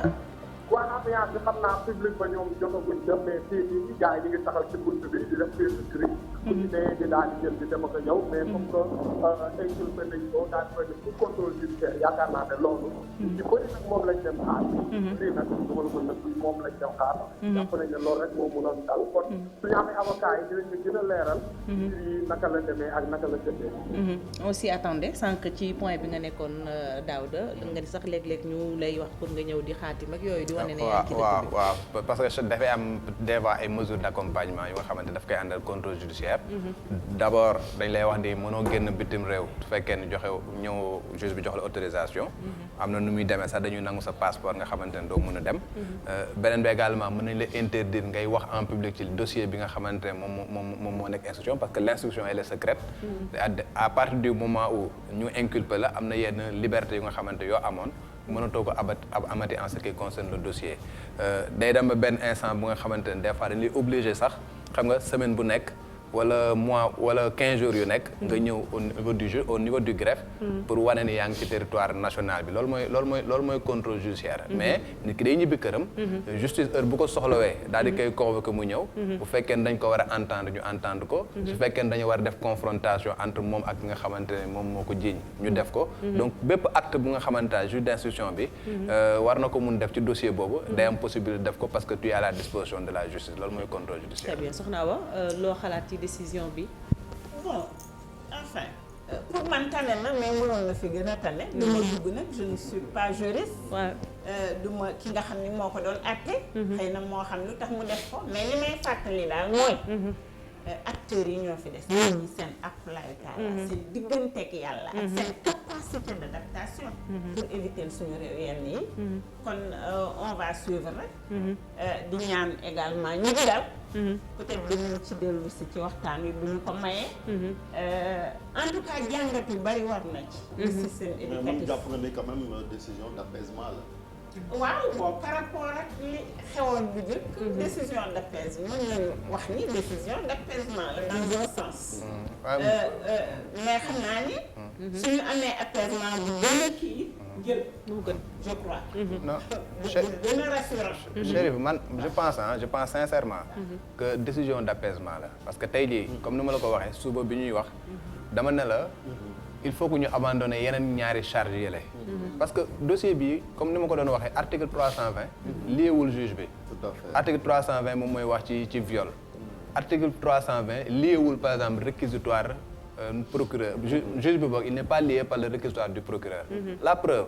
tey jii boo xoolee réquisitoire bi nga xamante ne moom la procureur bi defoon mu dem ci juge du 8e cabinet en ce qui concerne l'affaire Sweet Beauté. Le procureur dafa demandoon ñu inculper ki nga xamante moo nekkoon patron Sweet Beauté. ñu inculper également x mooy ñëpp ñu nga xamante ne identifié nañ leen. comme faisant partie de cette affaire là. Ousmane Sonko après ci x boobu lañ ko installé. mais après cela le procureur dafa demandoon ñu placer sous mandat de dépôt ki nga xamante ne moom mooy patron Sweet Beauté mais également ñi nga xam ne leen identifié ci x bi. ce qui fait que juge d'instruction su fekkoon toppoon na réquisitoire boobu nga xamante ne procureur moom moo ko defoon tey jii Ousmane Sonko kaso la doon dem. mais juge d'instruction ba déjà kële la mu njëkkoon na def avant muy dessaisir boppam ba mu inculper patron bi da ko defoon contrôle judiciaire. tey jii kii également ki hérité dossier bi dafa inculper Ousmane Sonko placé ko sous contrôle judiciaire donc ñi nga xamante ne ñoom lañ jàpp ne laalee nañ ci mbir mi entre guillemets parce que ça reste à prouver nag ci biir instruction bi. inculpé na lañ mais ñibbi nañ seen kër. inculpation nag nekkul lu nga xamante ne lu extraordinaire la en fait. mais il faut ñu xam aussi les chefs d'inculpation. waaw parce que li nga xamante ne li nga xamante ne dañ ko demandé woon. en ce qui concerne l'autre dame là. c'était viol. ak incitation à la débauche. xam nga yooyu la woon. mais bon xawma chef d'inculpation en ce qui concerne. peut-être Fara bu avocat yi génnee en ce qui dinañu mën a concerne wax Ousmane Sonko. mais mënoo ko toppee incitation à la débauche. parce que du moom moo yoroon Sweet Beauté bi. Absolument. peut-être boo ko doon inculpé yaa ngi koy inculpé ci pour viol. rek nga ko mën a inculpé parce que. kële dafa porter plainte que ni moom da ko violé. avec menace de mort. Très bien. voilà te ni ñu définir viol. également moom mooy tout acte de plainte par violence contrainte nangam ak nangam donc viol rek ngay mën a teg ci kawam fi mu toll nii. moom laa yaakaar boo xamaguma lu nekk ci dossier bi. tax na waaw Wade yaa ngi doon wax parce que loolu benn étape la xëy na rek mooy aussi manifestation bi nga xam am na xëy na wàllu autorisation yooyu aussi ñu bañ a dem ci gigante. waaw man daal dañuy dem rek dans le sens qu'on avait enclenché tout à l'heure acteurs yëpp ku ci nekk defal dal ci sa bopp. ñi nga xam ni ñoo war a def manifestation tey également. nañu xool ni vraiment fi mu nekk ci apaisement la ñu nekk. manifestation ak kaas ak yàq alal jàmm kooku vraiment ku nekk war na jiital sa waaw soxna Awa dafa mel ne micro bi dafa xaw a am tuuti jafe-jafe te ci li nga nekkoon di wax am na solo léegi daañu ñëw defaraat ko mais Chérif ñu des rek ba tey ci xibaar bi nga xam ne war na mu Ousmane Sonko mi nara dellu ci ak njabootam ndax dañ ko placé sous contrôle judiciaire ñu xaar avocat yi Assane Dioma Ndiaye mi duggoon tam buñ mënee ñëwaat parce que gis nañ ni quand même wane woon nañ fi ay yoon yoo xamante ni mënees la cee jaar ngir rek mun ko bàyyi mu daal di dem këram. kon mooy information bi. Ousmane Sonko kon mën na ni añ këram lay añee ji. parce que xëy na dernier réglage yi la nekk rek fële ci tribunal ba. su ko defee moom ak ay avocat am kii ñooñom dinañ daal di ñibbi ñi këram kon ginnaaw rek. bi mu nekkee ci loxo àllarba ba le passé ba léegi. li fi xew nag boobu ba léegi. moom moo tax kon ku nekk jug nga dox ci tànki jàmm ngir rek Sénégal nan ko xamee woon yéen a ngi doon wax sànq exception sénégalaise parce que communiqué yi ñu fi doon lire sànq ay chancellerie étrangère ay CEDEAO yu ci nekk ñoom it amoon na ak jaaxle parce que liñ gis ni Sénégal surtout ci sous région bi nga xamante ni ay tension cote la nekkee woon bu fekkente ni gis nañ Sénégal nekkoon ci exception parce que moom rek lañ ci yàlla musal xamum coup d'état te yàlla bu fi am wante tamit ay guerre civile ak yéen mel liñ fi gisoon fan yi xawoon naa nuru yoon woo xamante daal mënoon naa dugal mi ci guta donc liñ doon wax sànq rek mooy miin foofu laa bëggoon ñëw kon assemblée nationale moom seen càkkutéef gi mën naa ñàkk arrêt poursuite yi arrêt poursuite waaw pour man comme suspension bi ñu doon laaj voilà bon en fait pas suspension de poursuite parce que même ñoom lu ñu doon def même boo xoolee boo ko jëloon sous l'angle du droit c'était impropre parce que amagul woon benn poursuite le concernant pour dire la vérité parce que tant que inculpé woon nit xam nga amagul poursuite contre moom donc arrêt des poursuites bon fi mu toll nii mën nañ demander arrêt des poursuites parce que inculpé nañ ko ba pare mais avant ñu koy déposer il y avait pas encore de poursuite parce que inculpé guñ ko woon très bien ñu dal suñu beneen gan di professeur Abou Kane professeur maa ngi lay nuyu maa lay fay mu ngi noonu mu nekk agrégé d'économie nekk itam assesseur vice doyen bu FASEG ci université Cheikh Anta Diop bu Ndakaaru Chérif ñu dalal suñu invité laata ñuy dugg ak soxna Awa Wade ci waxtaan bi waaw dëgg la le temps que maam bi la mi nekk fële ci régie bi rek jokkoo ko avocat yi quand même pour ñu ñëw ci information du jour bi rek jëm ci Sonko min placé sous contrôle judiciaire ginnaaw bi ko doyen des juges daal di inculpé jëm kon ci affaire Sweet Beauté ca salon de massage bu nekk fële ca VDN ba professeur ginnaaw bi ñu la nuyoo ñu ngi ko doon wax sànq bëgg nañ aussi nga réagir parce que intellectuel nga di jàngale université gis nañ yéen it impacté na leen li xewoon fan yi yëpp laataa ñu ñëw ci conséquences sur le plan économique étant donné que quand même ciblé nañ fi ay enseignes ay barab yoo xamante ni koom surtout koom goo xamante daanaka amoon nga 3 appui bu dul 4 ci mbas mi lii ñëw yokkuwaat ci loolu lépp bëgg nañ ci mais dernière information concernant Sonko placé sous contrôle judiciaire même s'il est inculpé waaw jërëjëf Chérif c'est vrai que man duma juriste damay déglu avocat yi li ñuy wax wante man dama jàppoon ne bu fekkee dañoo bëgg jàmm am daal mënoon nañu xool beneen parce que boo waxee inculpation rek man déjà en tant que quelqu'un koo xam ne duma juriste soo ne ma nit il est inculpé rek man jàpp naa ne yow da nga ko jiiñ man noonu laa koy liire daal maintenant un juriste nag mun na la dugal ci biir waaye sénégalais yi jóg di kaas di wax libérer tel ou tel ñoom mënuñu dugg ci yooyu détail moo tax ma jàppoon la comme mii na fi borom xam-xam ci wàllu yoon inculpé moom mën na laa inculpé te doo dem kaso non xam nga inculpation encore une fois il faut ñu comprendre procédure judiciaire nu muy demee dama tey procédure judiciaire dafa am ñetti parties dafa am lu ñuy woowee enquête préliminaire dafa am lu ñuy woowee instruction dafa am lu ñuy woowee jugement waaw léegi nag enquête préliminaire bi même boo xoolee par exemple Ousmane Sonko li ñu ko jàppoon ci nu mu tuddati trouble à l'ordre public garde à vue bi ñu ko defoon loolu enquête préliminaire la woon démb yaa ngi dégg ñu ne levé nañ garde à vue bi donc enquête préliminaire jeexoon na foofu léegi nag mu am li ñuy woowee deuxième partie bi moom mooy instruction bi léegi nag instruction bi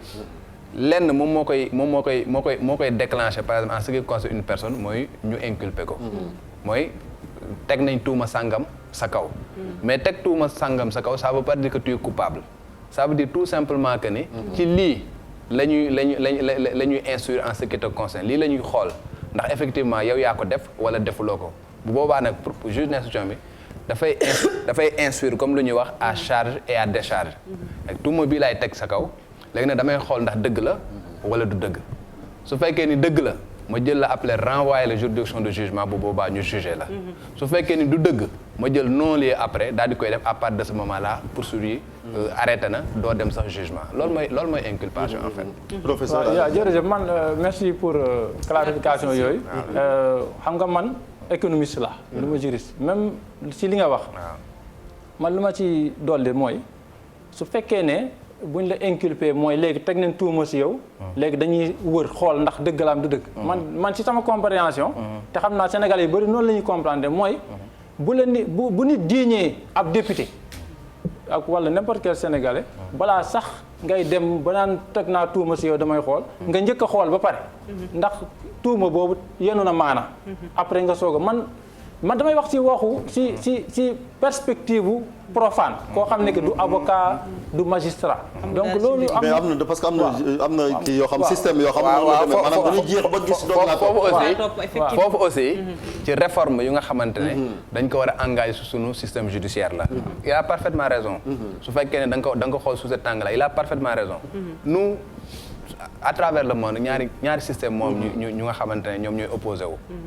système accusatoire ak système inquisitoire système accusatoire moom moo am comme États-Unis dañuy wër ba ami preuve doog engagé des poursuites contre toi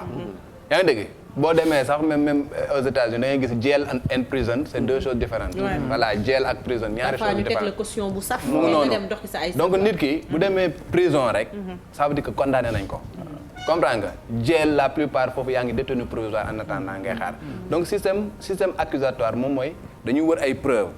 jàpp nañu yaa def lenn di nga gis par exemple ñu topp nit viol ñu jàpp nit moo jàpp viol wala violeur en série sax ñu topp ay ADN pendant des années et des années avant ñu jàpp ni doog ko yóbbu kaso boobu mooy système accusatoire ñun nag dañu am li ñuy woowee système inquisitoire hérité de la France nag ba nga xam ne on se base sur des indices on se base pas sur des preuves au niveau de l'enquête préliminaire ay indices la ñuy ut bu ñu amee ay indices jàpp ni affaire bi mën na am mënul am xam nga ñu ne ok donc comme wóoruñu ne amut xam nga nañu teg tuuma après ñu wër ndax am na léegi nag juge d'instruction bi moom nekkatul ci phase indice mu ngi ci phase preuve day ut preuve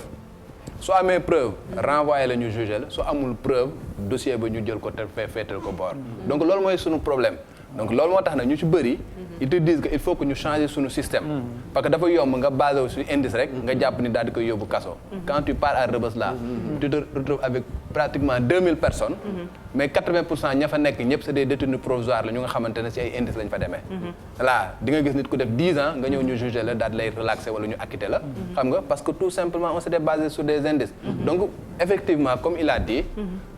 loolu coppite bu nga xamante ne yaakaar na ne war na mun a am que ñu changer suñu système judiciaire mu nekk système bu nga xamante ne bala ñoo jàpp nit dañu am ay preuves d'abord voilà mais à l'état actuel de notre procédure xam nga dafa nekk lu nga xamante ne lu normal la parce que suñu système judiciaire moom moo doxee noonu waaw loolu am na solo au-delà de loolu yëpp foog naa système judiciaire bi ci boppam moo war a defaraat toogaayam pour sénégalais yi am ci moom confiance parce que problème bi yëpp je pense que loolu la parce que ñëpp bëgg justice ñëpp bëgg justice mais tant que nit ñi ñu ngi jàpp ne dafa am justice à deux vitesses justice pour ñii ak justice pour ñële xam nga loolu mooy indi genre réaction yi mel nii te jàpp naa ne tant que jàmm yu gars yi di dox depuis fan yi yëpp incha allah dina indi résultat wante Sénégal dafa am ñoom lu ñuy tuddee jàmm te loo xam ne jàpp naa du loolu kese mooy jàmm Sénégal yaakaar nañ ne c'est-à-dire loo xam ne du dóorante wala reyante rek jàmm la. Très bien. Alors que mën nga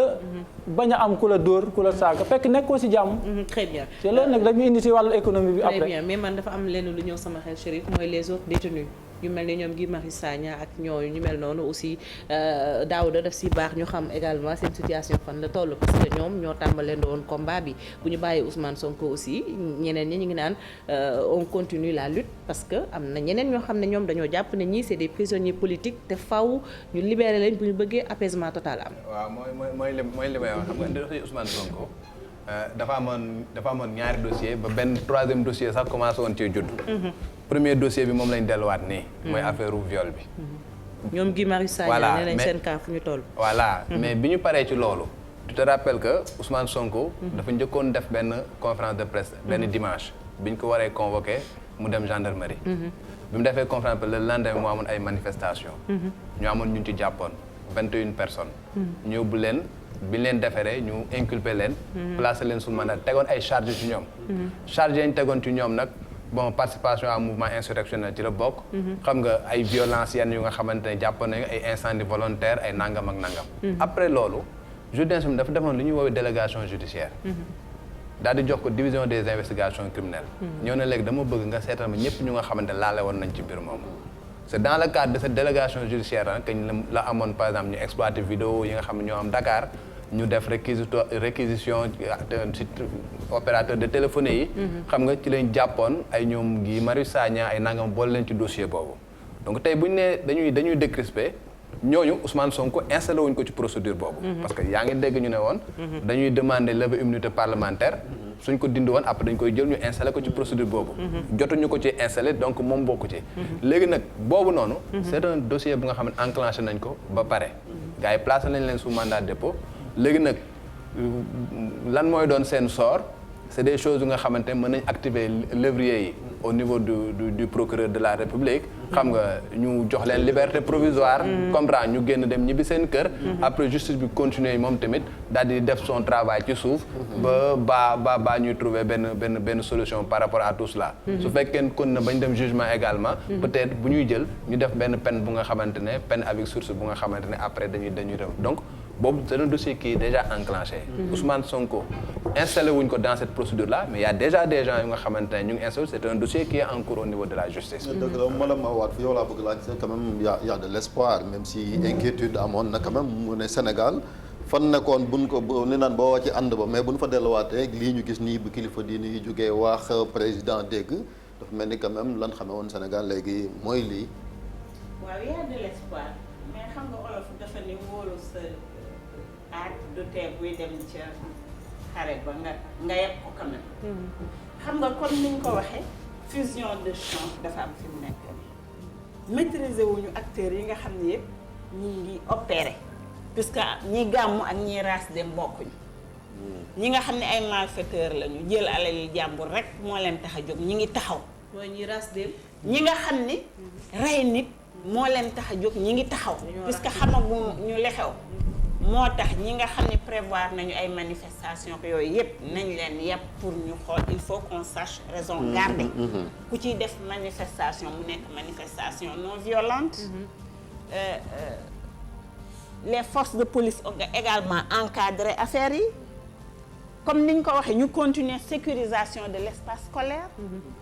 parents d'élèves yi ci kër gi xale yi nga xam ne ñi ngi loru ci mbir mi nañu xool xale yi ñu bañ a génn parce que vraiment affaire yi ku nekk daal na nga jël sa matuwaay. très bien jërëjëf soxna Awa Wade Mame Birame ci ak Apulaay ci réalisation bi bu ñu mënee am également suñu reporter yi nekk sur le terrain ñu xam situation bi fan la toll mais également borom xam-xam yi bëgg a intervenir c'est très très important parce que ñu ngi wax ne am na ay manifestations ci Parcelles Assainies yooyu yëpp c'est à vérifier Ziguinchor également wax nañ fa delluwaat ak Boubacar Diassi ñi ngi naan am na ñu yëngu-yëngal donc Mame Birame s'il vous plaît bu fekkee mën nga ñu jëlal suñu correspondant yi ak suñu reporter yi nekk sur le terrain ñu intervenir parce que ñoom la ñu jagleel li nga xam ne moom mooy ligne bi professeur le temps que Mame Birame ak Apulaay du ñu xoolal fu situation bi toll mais surtout ni ko Chérif waxee ñi nga xam ne seen xam-xam dafa màcc jëm ci wàllu yoon ñu xool mbir mi parce que apaisement la ñu wax ñu taxaw également ci mbiram Guy Marius Sagna ak ñeneen ñi nga xam ne nee ñu ay prisonniers politiques la ñu loolu yëpp dinañ ko waxtaanaat du ñun suñu ay kaddu mais ñi nga xam ne ñoom ñooy askan wi ñoo observé wax lu mel noonu c'est la précision est importante. beneen bi mooy comme ça manifestation xam nga libération Sonko bi mu dem këram dina leeral lu bari dinañ xam ñan ñoo doon manifester ngir Sonko wala ñan ñoo doon manifester pour d'autres motivations surtout ci wàllu pillage ak yooyu je pense que bon moo tax il faut saluer quand même cette décision bi nga xamante ni kilifa yi jël nañu ko bu fekkee ne Sonko ñibbi na këram nag maintenant dinañ xam kan mooy kan ak ku nekk li ko tax a jóg comme ni ko soxna Awa Wade waxee parce que moment bi moment jàmm la apaisement la parce que décision bi comme ni ko miin waxee aussi c'est une décision d'apaisement il faut appeler tout le monde au calme il y a plus de raison kon nit ñi nekk ci mbedd yi di manifester wala nangam li ci des nag après yoon dina ko doxal wala kilifa yi nga xamante ne ñoom lañ dénk wàllu woowu moom moo taxoon sax professeur comme moom looloo ko fii tax a ñëw mu nekk économiste bëggoon nañoo xam aussi surtout conséquences yi réew moo xamante ni quand même déjà wàllu fitna yi am na fa ay investisseurs yi di ñëw ñoom it di dugal seen xaalis ci li nga xamante ni moom mooy doxal koom-koom bi ba ay enseigne am fi mais ay sénégalais ñoo fay liggéey mooy yin yàq yëpp ay doomu sénégalais ñoo fa nekk di fa daan seen doole. voilà loolu am solo la ndaxte si fan yi passé gis nañu ñuy yàq lu bari si dëkk bi. loo xam ne dañoo jàpp ne ay étranger ñoo ko moom. mun na am ay marque étrangère la wante ay sénégalais ñoo siy liggéey ci biir ñoo siy dugal seen xaalis te au-delà de loolu même bu doon sax ay étranger ñoo ko moom dëkk mënul dox en autarcie. maanaam yow nga toog nga ne sama biir réew mi samay nit dong ñoo fi voilà damay tëju samay nit dong ñoo fi investir ndax dañoo war a fàttaliku ne am na sénégalais yu bëri yoo xam ne ñoom it dañuy daani seen doole bitim réew te le fait que ay entreprises étrangères nekk biir Sénégal sax baax na ci Sénégal parce que day dugal ay ressources ci trésor public bu Sénégal. Très donc bien. voilà point boobu am na solo Voilà. mais comme dañu def priorité directe yi ñu dem ca Ziguinchor fekk fa Boubacar Diassi laata ñu jël Alhassane Ba Boubacar dafa mel ni foofu am na beneen évolution bu fa am.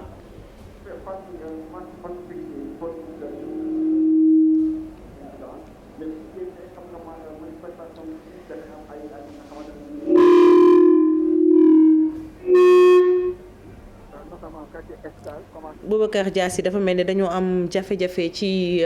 dégg ko ñuy fàttali rek ne sunu correspondant yi ak itam suñu reporter yi ku ci mel ni Alhassane Ba bu leen ko mënee làmb itam wax ñu fan la féete naka noonu Habib Faye ak Pape Fara Gningue Apulaay Alhassane dafa teew teewagul kon teew ko waaw tribunal baa ngi noonu à chaud léegi nag bu fekkee ni mën nga ñoo jox Pape Fara rek mu commenter ñu ko ce serait bien parce que comme ñun nekkuñu fa te amuñu son bi donc Pape Fara mi fa teew moom rek moo ñu mën a wax la fa xew Apulaay nga làmbal ñu Pape Fara nu mu gën a gaawee bu ko defee ñu jël ko naka noonu Boubacar Diassi Parcelles Assainies ña ngi fay wax ay yëngu-yëngal mais information yi ñuy joxe dañu bëgg mu vérifier ko ba mu leer parce que itam léeg-léeg ñu bëgg a joxe information mais nga ànd ceeg njuumte goo xam ne mun na laa indil erreur bu lay topp on a quelques soucis techniques yoo xam ne ñu ngi koy defar fii ak ay secondes yu gën a gaaw bu ko defee Daouda ñu mën a jël sunu correspondant yi sunu naataango yi nekk sur le terrain mu ngi noonu aca moom moo tax ñi yor drapeau bu Sénégal di jubilé ginnaaw kon dogal bi nga xamante ne jël nañ ko. yëkkati nañ seen loxo ca kaw waaw xam naa yu mel nii moom après da miin yow mi xam cabinet d'instruction yeeg yooyu. bu fekkente ni lii am na yawe gi day am ay procédure wala buñ la ko notifier rek da ngay ñibbi wala dafa am lu ni xaar. non amul dès l'instant parce que yow déjà en matière de crime la. en matière de crime bu ñuy inculper nit c'est en présence de ses avocats. voilà même bu fekkee ne Sonko amul woon avocat tey jii. le juge est obligé. utal ko commettre un avocat d'office. parce que en matière criminelle la. donc dès l'instant moom mu ñu notifier ko devant ses avocats ñoo ne compte sous compte judiciaire rek pare na ci. donc nag waa ji dafay génn dugg ci otoom dem ñibbi këram. amul leneen lu nga xamante ne day amaat comme déjà démb. garde à vue bi nga xamante ne amoon na section de levé woon nañ ko ba pare. soxlawul muy demaat section de recherche. su fekkoon nag il était toujours en garde à vue. su paree day delluwaat section de pour beneen procédure bi. mais comme procédure boobu arrêté woon na. day jógee tribunal rek dem ñibbi këram. daal di ñibbi këram moom muy loo xamante ne kon lu am solo la Fati ni mu ko waxee. jamono ji aussi manifestation yi comme ni nga ko waxee am na ñoo xamante ni ñu ngi ci place de l'Obélisque. foofu nag ñoom docteur Cheikh Tidiane Dièye ak waa M2D. ñoom ñoo fa woote rek benn rassemblement ci ngoon gi mais ñoom leen ko waxee xam naa dina dugg bu ligne bi waxee bu ko defee kon ñoom it ñu woote seen camp boobu jàmm ji nga xamante ni moom la ñëpp di wër mu fekkee ne rassemblement mënta ñàkk it ñu def ko de manière pacifique parce que loolu tey moom la réew mi bëgg bu fekkente ni kon l'étau desserré nañ ko rek autour de Sonko. Chérif doguma la mais xam nga sànq ñu ngi naan am na information bu ñu jot ñu naan Parcelles Assainies yi am na benn jeune bu fa faatu. Ndongo Ka moo ñu toggal foofu man ki rond-point case ba Ndongo ginnaaw bu ñu la nuyoo ndax mën nga ñoo vérifier xibaar boobu ak wala boog ndax mën nga ñoo xam dëgg la am déet. waaw soxna Fatou loolu nga wax noonu lañ ko waxee ñu ni am na ku ñàkk bakkanam ci jàmmaarloo yi foofee ca Parcelles Assainies case ba jàpp croisement 22 mais lu ci mën ci am xamuñu ci yan anam la. waa Régie.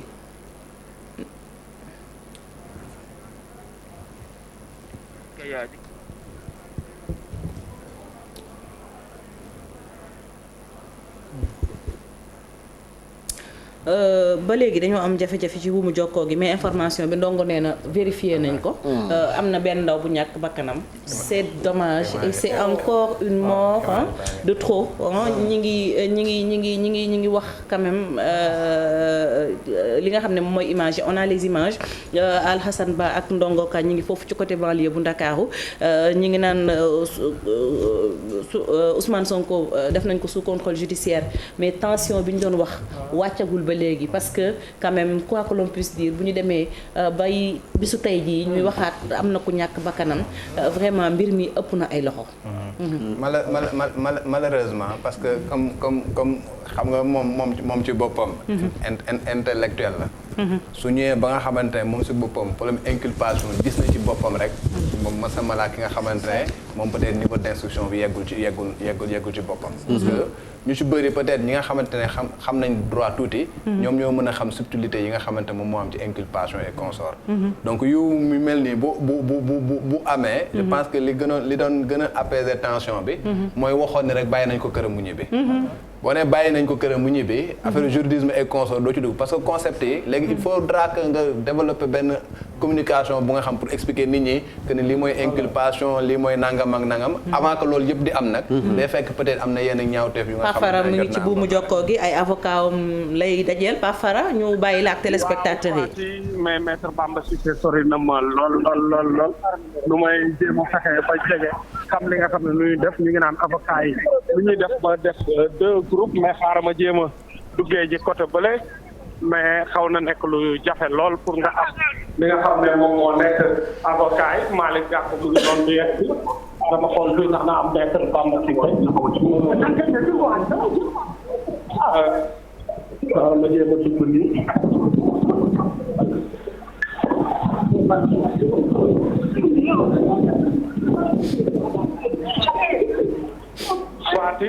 waaw Fara waaw ñu ngi lay dégg. c'est difficile ci manque d'organisation.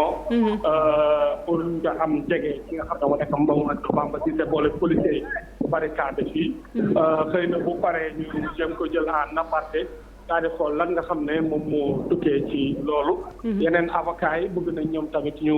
daal di yëkkati ay kàddu maître Ciré Clédor Ly mu ngi nii ñu déglu ko. que l'escalade continue, c'est là la réalité.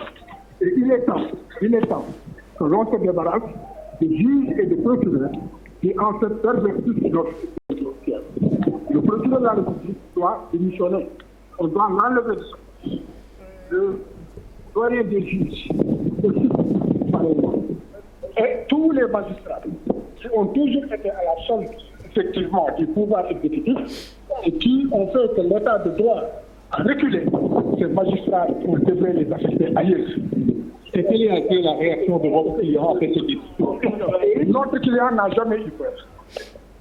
Il sait que le peuple a rompu avec l'état dictatorial et le peuple était convaincu de ce qu'il était en fait sur le coup d'un complot politico-judiciaire. Il a fait sa déclaration, n'est-ce pas, conformément aux dispositions de la loi. La loi lui permettait de faire des déclarations. Il a fait sa déclaration, mais cela est sous le contrôle, effectivement, du secteur de l'information. Il ne peut pas vous livrer sa déclaration. Il n'y a pas de sanction. Il y a simplement une inculpation pour viol, pédophilie, parce qu'il a visé 320 bis et aussi menace de mort. Voilà. Mais l'important, c'est que maintenant, il est manifeste que la décision du contrôle judiciaire qui est prise ne l'a pas été parce que c'est un cadeau. C'est parce qu'ils ont compris que le peuple a assez de la manipulation de la justice. Que les inculpations qui sont le complot, effectivement, de personnes qui sont complices avec de personnes qui sont dans l'appareil judiciaire et qui sont complices de l'exécutif, ces complots devraient cesser. Et c'est la poussée en réalité populaire, qu'on le dise et qu'on ne craigne pas de le dire, qui a fait aujourd'hui que nous avons ce résultat. Et par ailleurs, cela prouve aussi que le viol participait d'un complot. D'un complot déshonorant. Parce qu'en matière criminelle, la liberté provisoire de mémoire d'homme n'a jamais été accordée dans ce pays. Il faut qu'on le sache. Le viol est criminalisé. Si l'incol vous viole, cela veut dire que dans leur esprit, ils mettent effectivement une incrimination criminelle. Et là, la liberté provisoire, figurez-vous, il n'y a même pas de limitation dans la durée de la détention. Donc tout cela, en réalité, permet, d'avoir l'enseignement supérieur. Que le viol, que le complot a avant. Deuxièmement, ils reconnaissent l'existence de ce complot. Par effectivement l'attitude qui a été adoptée. Troisièmement, il y a une instrumentalisation de la justice. Et que tout cela, l'arbitrage du peuple a permis de mettre fin à cela.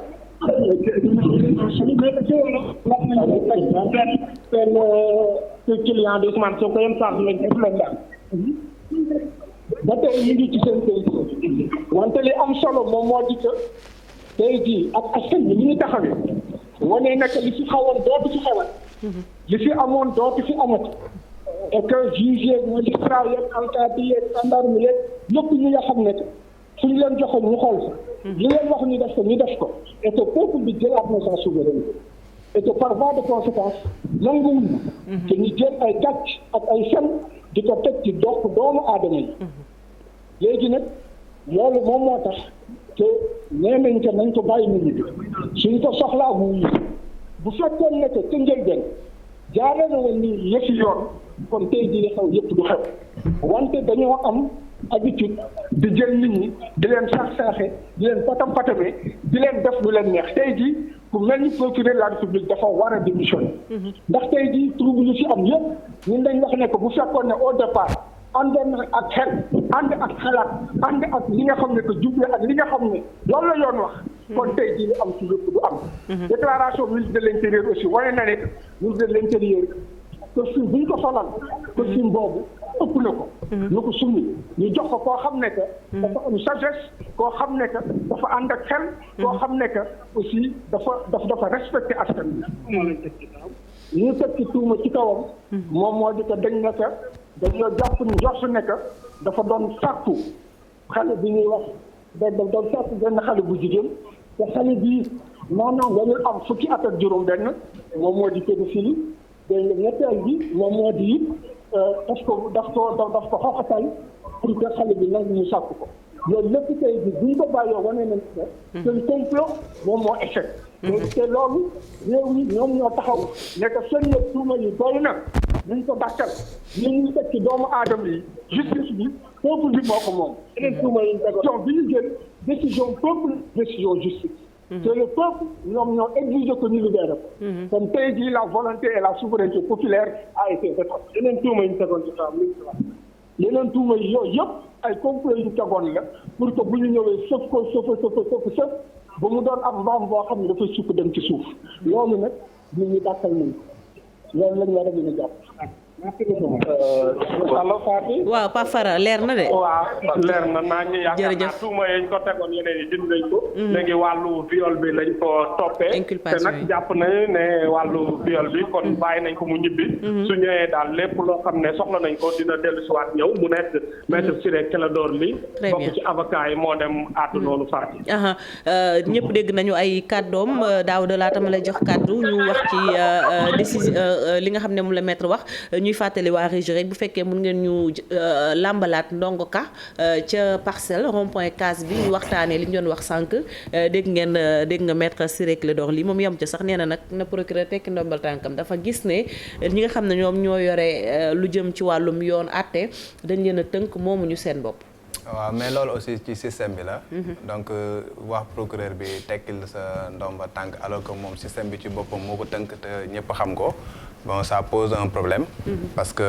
y a un principe en droit qui la wax ni les magistrats du parquet dépendent directement de l'exécutif. ñoom ñooy exécuter la politique pénale du gouvernement. Et que même bu fekkee ne am na réquisition écrite yu jóge ci kaw moom bu ñëwee daf ko war a appliquer parce que la plume est serve donc ñoom ñëpp xam nañ loolu quoi. donc pour man bon le truc c'est pas de dire au procureur wàccal parce que procureur même kii boo fi wàccee koo fi indiwaat également c'est exactement la même chose. C'est de changer tout simplement le système. acca Chérif Ndongo bi ngi ci buumu jokkoo gi ma bàyyi la ak moom bakkan bi ñu ne daf ci rot. waaw ñu koy ñaawlu loolu nga xamante ne moom moo am fële ca Parcelles Assainies Ndongo ginnaaw bi ma la nuyoo lan moo indi loolu. Chérif gannaaw bañ na fayee mais comme ni ma ko waxee woon sànq ñu jàpp ni mën nañ ni loolu lu wér la am na ku ñàkk bakkanam lan la ak ci yan anam la faatoo xamuñu loolu amaana dina leer ci kanam waaye jàppale jàmmarloo yi métti na te tamit tar na foofu ci Parcelles Assainies ba tax na daal depuis 10 heures ak léegi ñoom ña nga fa di ko ñàkkante ak ñi nga xamante ne ni Chérif moo di ñi di policiers yi amaana dinañ si dellu soit ci nu mu gën a yaatoo ci kanam. léegi banlieue bi tamit situation bi foofu nu mu demee comme yow da ngay raxas foofu yëpp Pikine Guédiawaye Kër Massar. waaw Pikine moom jàppal ni macha allah dal moo fi am ci suba ak léegi Pikine dal moo fa daal di am mais nag leen lañ nemmee ko mouvement amul mouvement bi ñu daan constaté ci nit ñi di jógee Pikine di rejoindre ville loolu amul ndax boo xoolee kaaru Ndiaga Ndiaye yi moo xam rue 10 la moo xam tali bu bees la moo xam ci ko tàpp bu ko defee foofee yëpp kaaru Ndiaga Ndiaye da ngeen fay fekk ñi daan dem Fann Petersen ak fi nga xamante ne nii moom mooy mairie boo demee da ngeen fay fekk wala sax Colobane boo demee da ngeen fay fekk wala ci anam yu néew ay benn te balaa fees day yàgg nit ñi tamit ñu ngi seen biir kër yi toog ndax mbedd yi tamit dafa daal di wét ñàkkul ni li nga xamante ni moo di wootee démb yi ci dal ak jàmm la nit ñi daal di dégg daal di koy jëfee leneen tamit li nga xamante ne nii bokk na ci li indi dal gi tamit mën nañ koo fësal Chérif wala mën nañ koo confirmer moo di aaye gi ñu aaye élèves yi ñu daal di dem ci l'école yi ndaxte jàppal ni jeudi ak vendredi manifestation yi ci banlieue bi rawatina ci Pikine li ko gën a amplifié mooy que ni élèves yi nga xamante ne nii dañ leen a génne woon ci 10 heures ci classe yi ñu nekk ci mbedd mi di jàmmarloo ko policiers yi moo waral ba ampleur du mu daal di jël ci banlieue bi yëpp daal di dem nag ba kenn mënatu ko contrôler waral ay yenn barab ñu daal di koy taal ci dama nekk Auchan bi bu Pikine ak bu Kër Massar. dëgg la jërëjëf ñu koy sant di ko gërëm Fati ba léegi rek ci wàllu waa cadre unitaire de l'islam au Sénégal ku ne xam ne démb ñoom ñoo àndoon ak émissaire maanaam ndaw yi nga xamante ni kilifa diine yi rawatina xalif généraux yónni woon na leen ci président ñoom it génn nañ communiqué ginnaaw bi ñu libéré Ousmane Sonko ci kanam docteur Cheikh Gueye mi nga xamante ci la bokk dina fi ñëw ñu gën ko faram-fàccee ngir rek sàkku ñoom it ci ñi nga xamante ñooy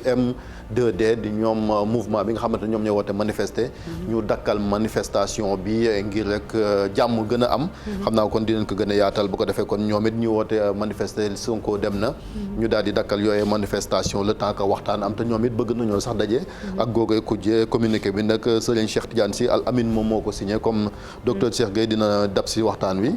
dinañ koy daal di yeggale bu kenn nekkul ci buum gi professeur mi ngi woon ci lu am solo mooy conséquences yi ci wàllu koom-koom man je pense que nii président de la république nag war na mun a wax ndax man jàpp naa ne xëy na moom bëggul woon wax fekk doyen des juges convoqué woon Ousmane Sonko ba pare te waxagul xamaguñ lu mu ciy décidé xëy na man loolu laa comprendre comme léegi décision bi jàll na te am na ay manifestation ba léegi te am na yeneen ñu programmé ngoon pour que vraiment yooyu yëpp mun am ci dal ci lu ma jàpp mooy léegi il doit prendre la parole pour s'adresser aux Sénégalais pour apaiser maintenant ci wàllu waaw ci wàllu koom bi ñu doon wax nag xam nga dëkk bu fekkee dafa am instabilité investisseurs yi bëri duñu nangoo dugal seen alal fii loolu xam nañ ko mais même bu ñuy dugal aussi ay du investissement yu long terme la ñuy def yu court terme la ñuy def xam da ngay dugal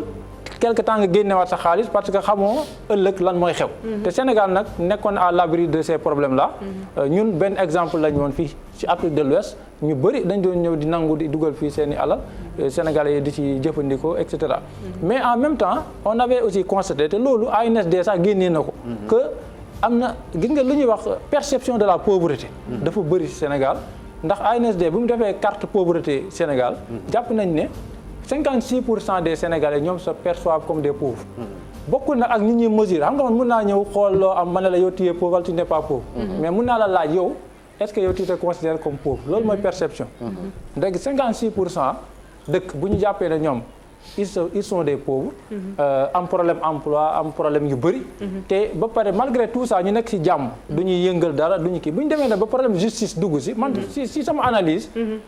gars yi la coupe est pleine ci côté justice parce que dañoo gis ne opposant bu fi commencé jóg ñu ne voilà am na luñ la jiiñ ñu jàpp la après dootoo mën a faagaagal la loolu sénégalais yi dañ cee doyal loolu il faut ñu waxante dëgg parce que dëkk bu ñu bëggee am jàmm dañuy ñeme wax dëgg dëgg bi yëpp mooy loolu 90% des sénégalais gëmuñu ne Ousmane Sonko dafa violé gëmuñu loolu mun na am xam na Adji Sarr génn je ne sais pas mais viol mënoo ko dugal ci bopp 90% des Sénégalais. te ba pare nga ñëw nga ne kii. moo nekkoon 3e à l'élection présidentielle. et c'est le seul opposant actuellement. c'est le chef de l'opposition. chef de l'opposition nga ne léegi benn xale te 16 ans bu ñu wax maa ngi déglu maître Clédor Ly mu ne pédophilie lañ ko ji. man xale bi 16 ans la am. man Adji Sarr dégg naa ñu ne am na doom bu am 4 ans xaw ma lan 3 ans. bu dee léegi dañoo jàpp ne 16 ans la am nii moom bi muy am doom yoon ñaata at la am. c'est que ay affaire la yoo xam ne. parce que te am na benn affaire moo ci naqari tamit keroog bi ma déggee. ñu naan des forces étrangères et cetera c'est comme si dañuy minimiser. la capacité d'indignation des Sénégalais. maanaam Sénégalais yi moom daal. moom même boo leen di rendi sax dañuy tëdd rek. bu ñu jógee rek c'est parce que kenn moo jógee bitim réew. ñëw yëkkati leen. loolu tamit booy diriger. doo waxee noonu da ngay comprendre sa peuple nga lire message yi. nga décrypter ko. nga jéem a xool problème yi parce que nature yi bëri la am na problème justice am na problème économique. am na problème yeneen mais comme économie moo sa xam-xam màcc jëm ci. ñu taxaw ci économie bi yaa ngi koy wax ñi ngi yàq loo xam ne peut-être sunu moomeel la te wax nga ko. day tax nga ni sax yenn investisseurs yi mën nañoo daw. lu ci mën a am nag quand même épisode yi nga xam ne ñu ngi koy dund sax mën na daaw da mënuma wax ne jeex na. épisode yi nga xam ne ñu ngi koy dund sont des épisodes yoo xam ne ay épisode phare la ci suñu dundin. te itam je crois que suñ ci génnee changement dina am ci boor yu nekk. il faut forcément ma taxaw seetlu rek ci benn. que man ci chef d'inculpation yi comme nu mu ko waxee. am na lu ma ci jaaxal quand même. viol pédophilie menace de mort dañ ne viol pédophilie. menace de mort ak menace de mort. bon pédophilie moom est-ce que xool nga ko ci dossier bi viol ak menace de mort bi j'aurais pu comprendre parce que ca plainte ba. daf ne moom dañ ko violé et puis que les ñaari arme la yoroon mënoon naa comprendre peut-être chef d'inculpation. mais pédophilie boo xoolee ni ñu ko définir pédophilie mënuñu koo def ko nga xamante ne âgé na de moins de 16 ans. te day jii boo liree procès verbal d'enquête préliminaire j'ai eu la chance de lire le procès verbal gendarmerie dañoo ne Adji Sarr elle est née le 3 mars 2000. 3 mars 2000 actuellement ni c'est 21 ans. léegi ci lan la ñu basé wu pour yokk ci pédophilie est-ce que dañu jël dans le dossier ñu def ci benn ñu tëddee acte de naissance bu nga xamante ne dafay prouver que ni la fille là a moins de trucs. donc c'est des choses yu nga xamante ne moi jaaxal na ma un tout petit peu. ci par rapport ak chef d'inculpation yi. maintenant nag il reviendra au juge d'instruction. comme dafa war a ubbi instruction parce que damay wax encore une fois. que tuumaal inculpation. teg tuuma rek la. léegi après nag moom si boppam dina xóotal. saytu pour xool. au cas où nag il faut que ñu xam ko également. que dañ ne. insulte à charge ou à décharge. au cas où par exemple ñi nga xamante ne ñoom ñoo teg tuuma ci ki nga xamante moom mooy Ousmane Sonko dem nañ ba ci biir les gens rendent compte par exemple dañ jël benn faux bu nga xamante ne def nañ ko ci dossier par exemple def faux yi usage de faux. day nekk beneen problème bu nga xamante ne soo moytu day wëlbatu ko seen kaw. bu demee ba nga xamante également tuuma bi ñu teg jàpp nañ ne. tuuma bi teguwul également. am na benn infraction dénonciation calomnieuse bu nga xamante ne mën na teguwaat ci kawam donc loolu yëpp dafa nekk lu nga xamante ne mën na nekk ci dossier bi. ñaari côté lay insurer bu dee côté bii Ousmane Sonko lañ koy jiiñ moom moo ko def day dal ci kaw mais nag ña nga xamante ñoom ñoo porter plainte également nañ xam ni. suñ demee ba ci biir xam ni paakam dafa penché de ce côté là. justice dina tegu seen kaw te bu boobaa. bu yeboo également ñu mën ko sóoraale. muy am solo Fati Daouda Mine sonn na ci suba léegi mi ngay ñun. xam naa laata ñuy jox soxna Awa kàddu rek ñu fàttali buñ mënee am suñu correspondant yi Boubacar Diassi mi ngi yëglu. naka noonu ki nga xam ne moom mooy Ousseynou Diop ca Ndar mi ngi wax ne étudiants yi tamit dox nañ ñaari kilomètres dañ leen a baare mais ñoom it nee ñu ñu ngay yëngu-yëngal Parcelles Assainies yi tamit fu mënee delluwaat xam situation bi ndax xam ngeen ne saa yu bakkan rotee tension yi day gën a metti léeg-léeg surtout ci manifestants yi bugguñu joxe information boo xam ne vérifié wuñ ko Bongo nee na jeune boobu faatu na yan anam la faatoo dinañ ci toppaat ak Ndongo Ka ak ñëpp ñi nga xam ne dañoo toogal groupe Futurs Médias foofu ca banlieue bu Ndakaaru parfara itam ca palais de justice naka noonu Chérif ñu jox soxna Awa Wade kàddoom bu mujj mu tàggoo lan ngay tàggoo ci 8 mars bu doy waar bi nga xam ne dund nañ ko ñuy ñaan rek yeneen 8 mars yi ñu dëgmal mu bañ a mel nii ñu mën a nekk ci ay journée yoo xam ne journée de réflexion lay doon ci jigéen ñeek ci seen taxawaay jigéen ñi ci wàllu développement ci yi ni yëngu parce que quand même situation bi ñuy dund c'est déplorable et c'est une image honteuse ci Sénégal ak bépp sénégalais ci boor boo mën a nekk lii lu rus la loo xam ne ñun ñëpp bugguñu quand même muy image boo xam ne ñi ci bitti ñu ngi ñu koy xoolee. waaw Fati damay jëkk rek mettit lu bakkan boobu rot di jaal ay mbokkam ci li nga wax sama tàggu maa ngi koy tàggu di interpeller encore jigéen ñi. seen mobilisation ak seen contribution. par rapport au règlement de toutes les questions. puisque comme ni ñu ko gisee les femmes ont montré l'exemple par rapport à la pacification. léegi ñetti chef d'inculpation yi nga xam ne juge bi évoqué na ko. muy viol di pédophilie di menace de mort 10 na. moo tax dama naan jigéen ñi. nañu prendre de l'avance. pour mobiliser wu encore. rencontrer acteurs yëpp levier yi ñu mën a actionner yëpp pour apaiser calmer ñu def ko par rapport à leur contribution. puisque comme ni ñu ko gisee elles ont contribué partout pour ñëw ci 8 mars bi. soo dee xool Covid bi. la femme en tant que professionnelle a fortement contribué. Elles sont majoritaires dans le système sanitaire. En tant que pourvoyeuses de soins dans les familles, elles ont contribué. moo tax ñu ngi leen di xaar bu baax seen contribution fii. ci indi jàmm ji. jërëjëf ni nga ko waxee nag. contexte bi 8 mars bi amee bi yoon. metti na lool et c'est très dommage. puisque dañoo amoon thème d'évaluation yoo xam ni par rapport aux ODD. ñu waroon càmbar situation yëpp secteur yëpp di xool la fa avancé ak li avancé wul pour seet ni ñuy réajusté woo. mais li may def focus daal secteur bi may def focus. muy le secteur de l'éducation là. qu'on doit appréhender. d'une autre façon. puisque bu ñu nee éducation c'est pas l'école formelle seulement. yi nga xam ni gis nañ ko léegi wane na ko. le non formel l'EBJA. gouvernement bi war na ko xool bu baax l'éducation des jeunes. ñu jéem a seet les analphabètes. jéem a xool nu ñuy alphabétiser nit ñi. l'éducation à la paix et aux droits de l'homme. très bien jàmm dañ koy suuxat. la paix c'est pas l'absence de guerre. Il y a des violences économiques qui pèsent sur nous. Pour jouer ci loolu. Faut que ñu jéem a xool les curricula à tout point de vue. Très bien vraiment. li am metti na lool ñu ngi koy mettitlu. di ñaax suñu mbokk jigéen ñi. vraiment di gis seen contribution ci lépp. am nañ ci mbégte li nga wax dëgg la puisque dama nekk ci benn panel boo xam ne au plan sous-régional ay femmes syndicalistes ñoo ci nekk. ba léegi ngaanguma. ñoom ñooy wax ba léegi naan vraiment nous compatissons prions pour. il faut qu'elle prenne la parole pour wax ji quoi. et cetera.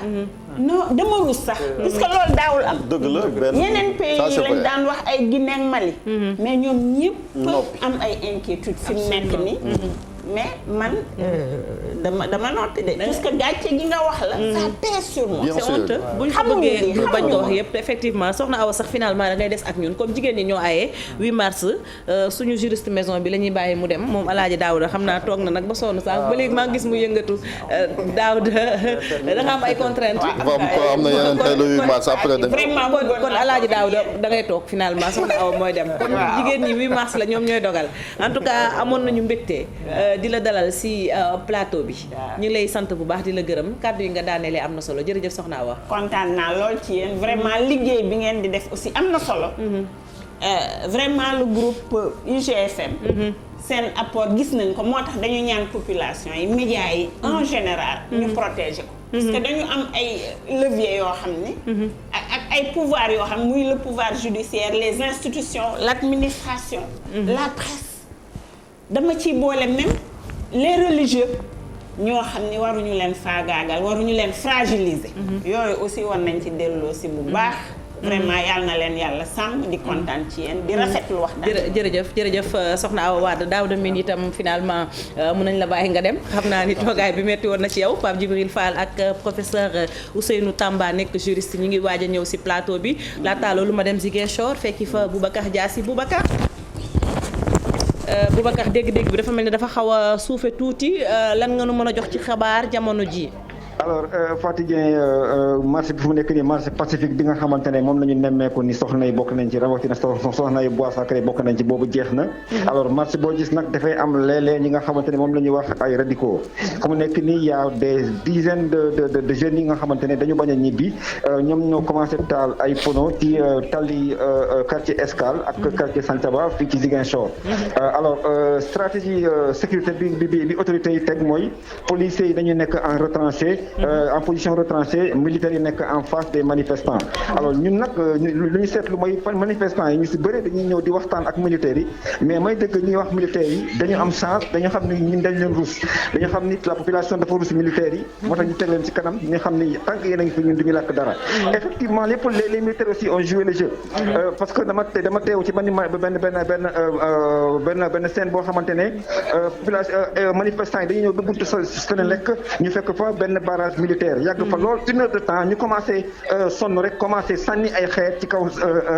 Senelec bu Ziguinchor automatiquement militaires yi ubbi barrage bi ñu avancé vers la préfecture mais ñu ne leen fexe leen ba bu leen laal benn institution comme nekk nii actuellement manifestants yi ñu ngi fii en face de la préfecture mais laalu ñu dara ñu ngi taxaw di xaarandi daal alors beneen anecdote boo xamante ne c'est important à dire Fatou Dieng c'est que dañu teew foo xamante ne dañu yegg si station Total bu nekk Escale wetu place Jean-Paul II les manifestants si seen bopp ñoom ñoo créé corridor autour de la station Total na leen bu leen laal Total effectivement ba léegi maa ngi ñu en face de la station Total kenn laalu ko mu doon ay gestes yoo xamante ne ay gestes yu rafet la yoo xamante ne dafa laaj ñu wax ko ci antenne yi daal jërëjëf ki nga xam ne moom mooy Boubacar Diassi Pape Fakha Gningue la ñuy fekki fa nga xam ne moom mooy palais de justice parce que nee nañu dafa am foofu urgence para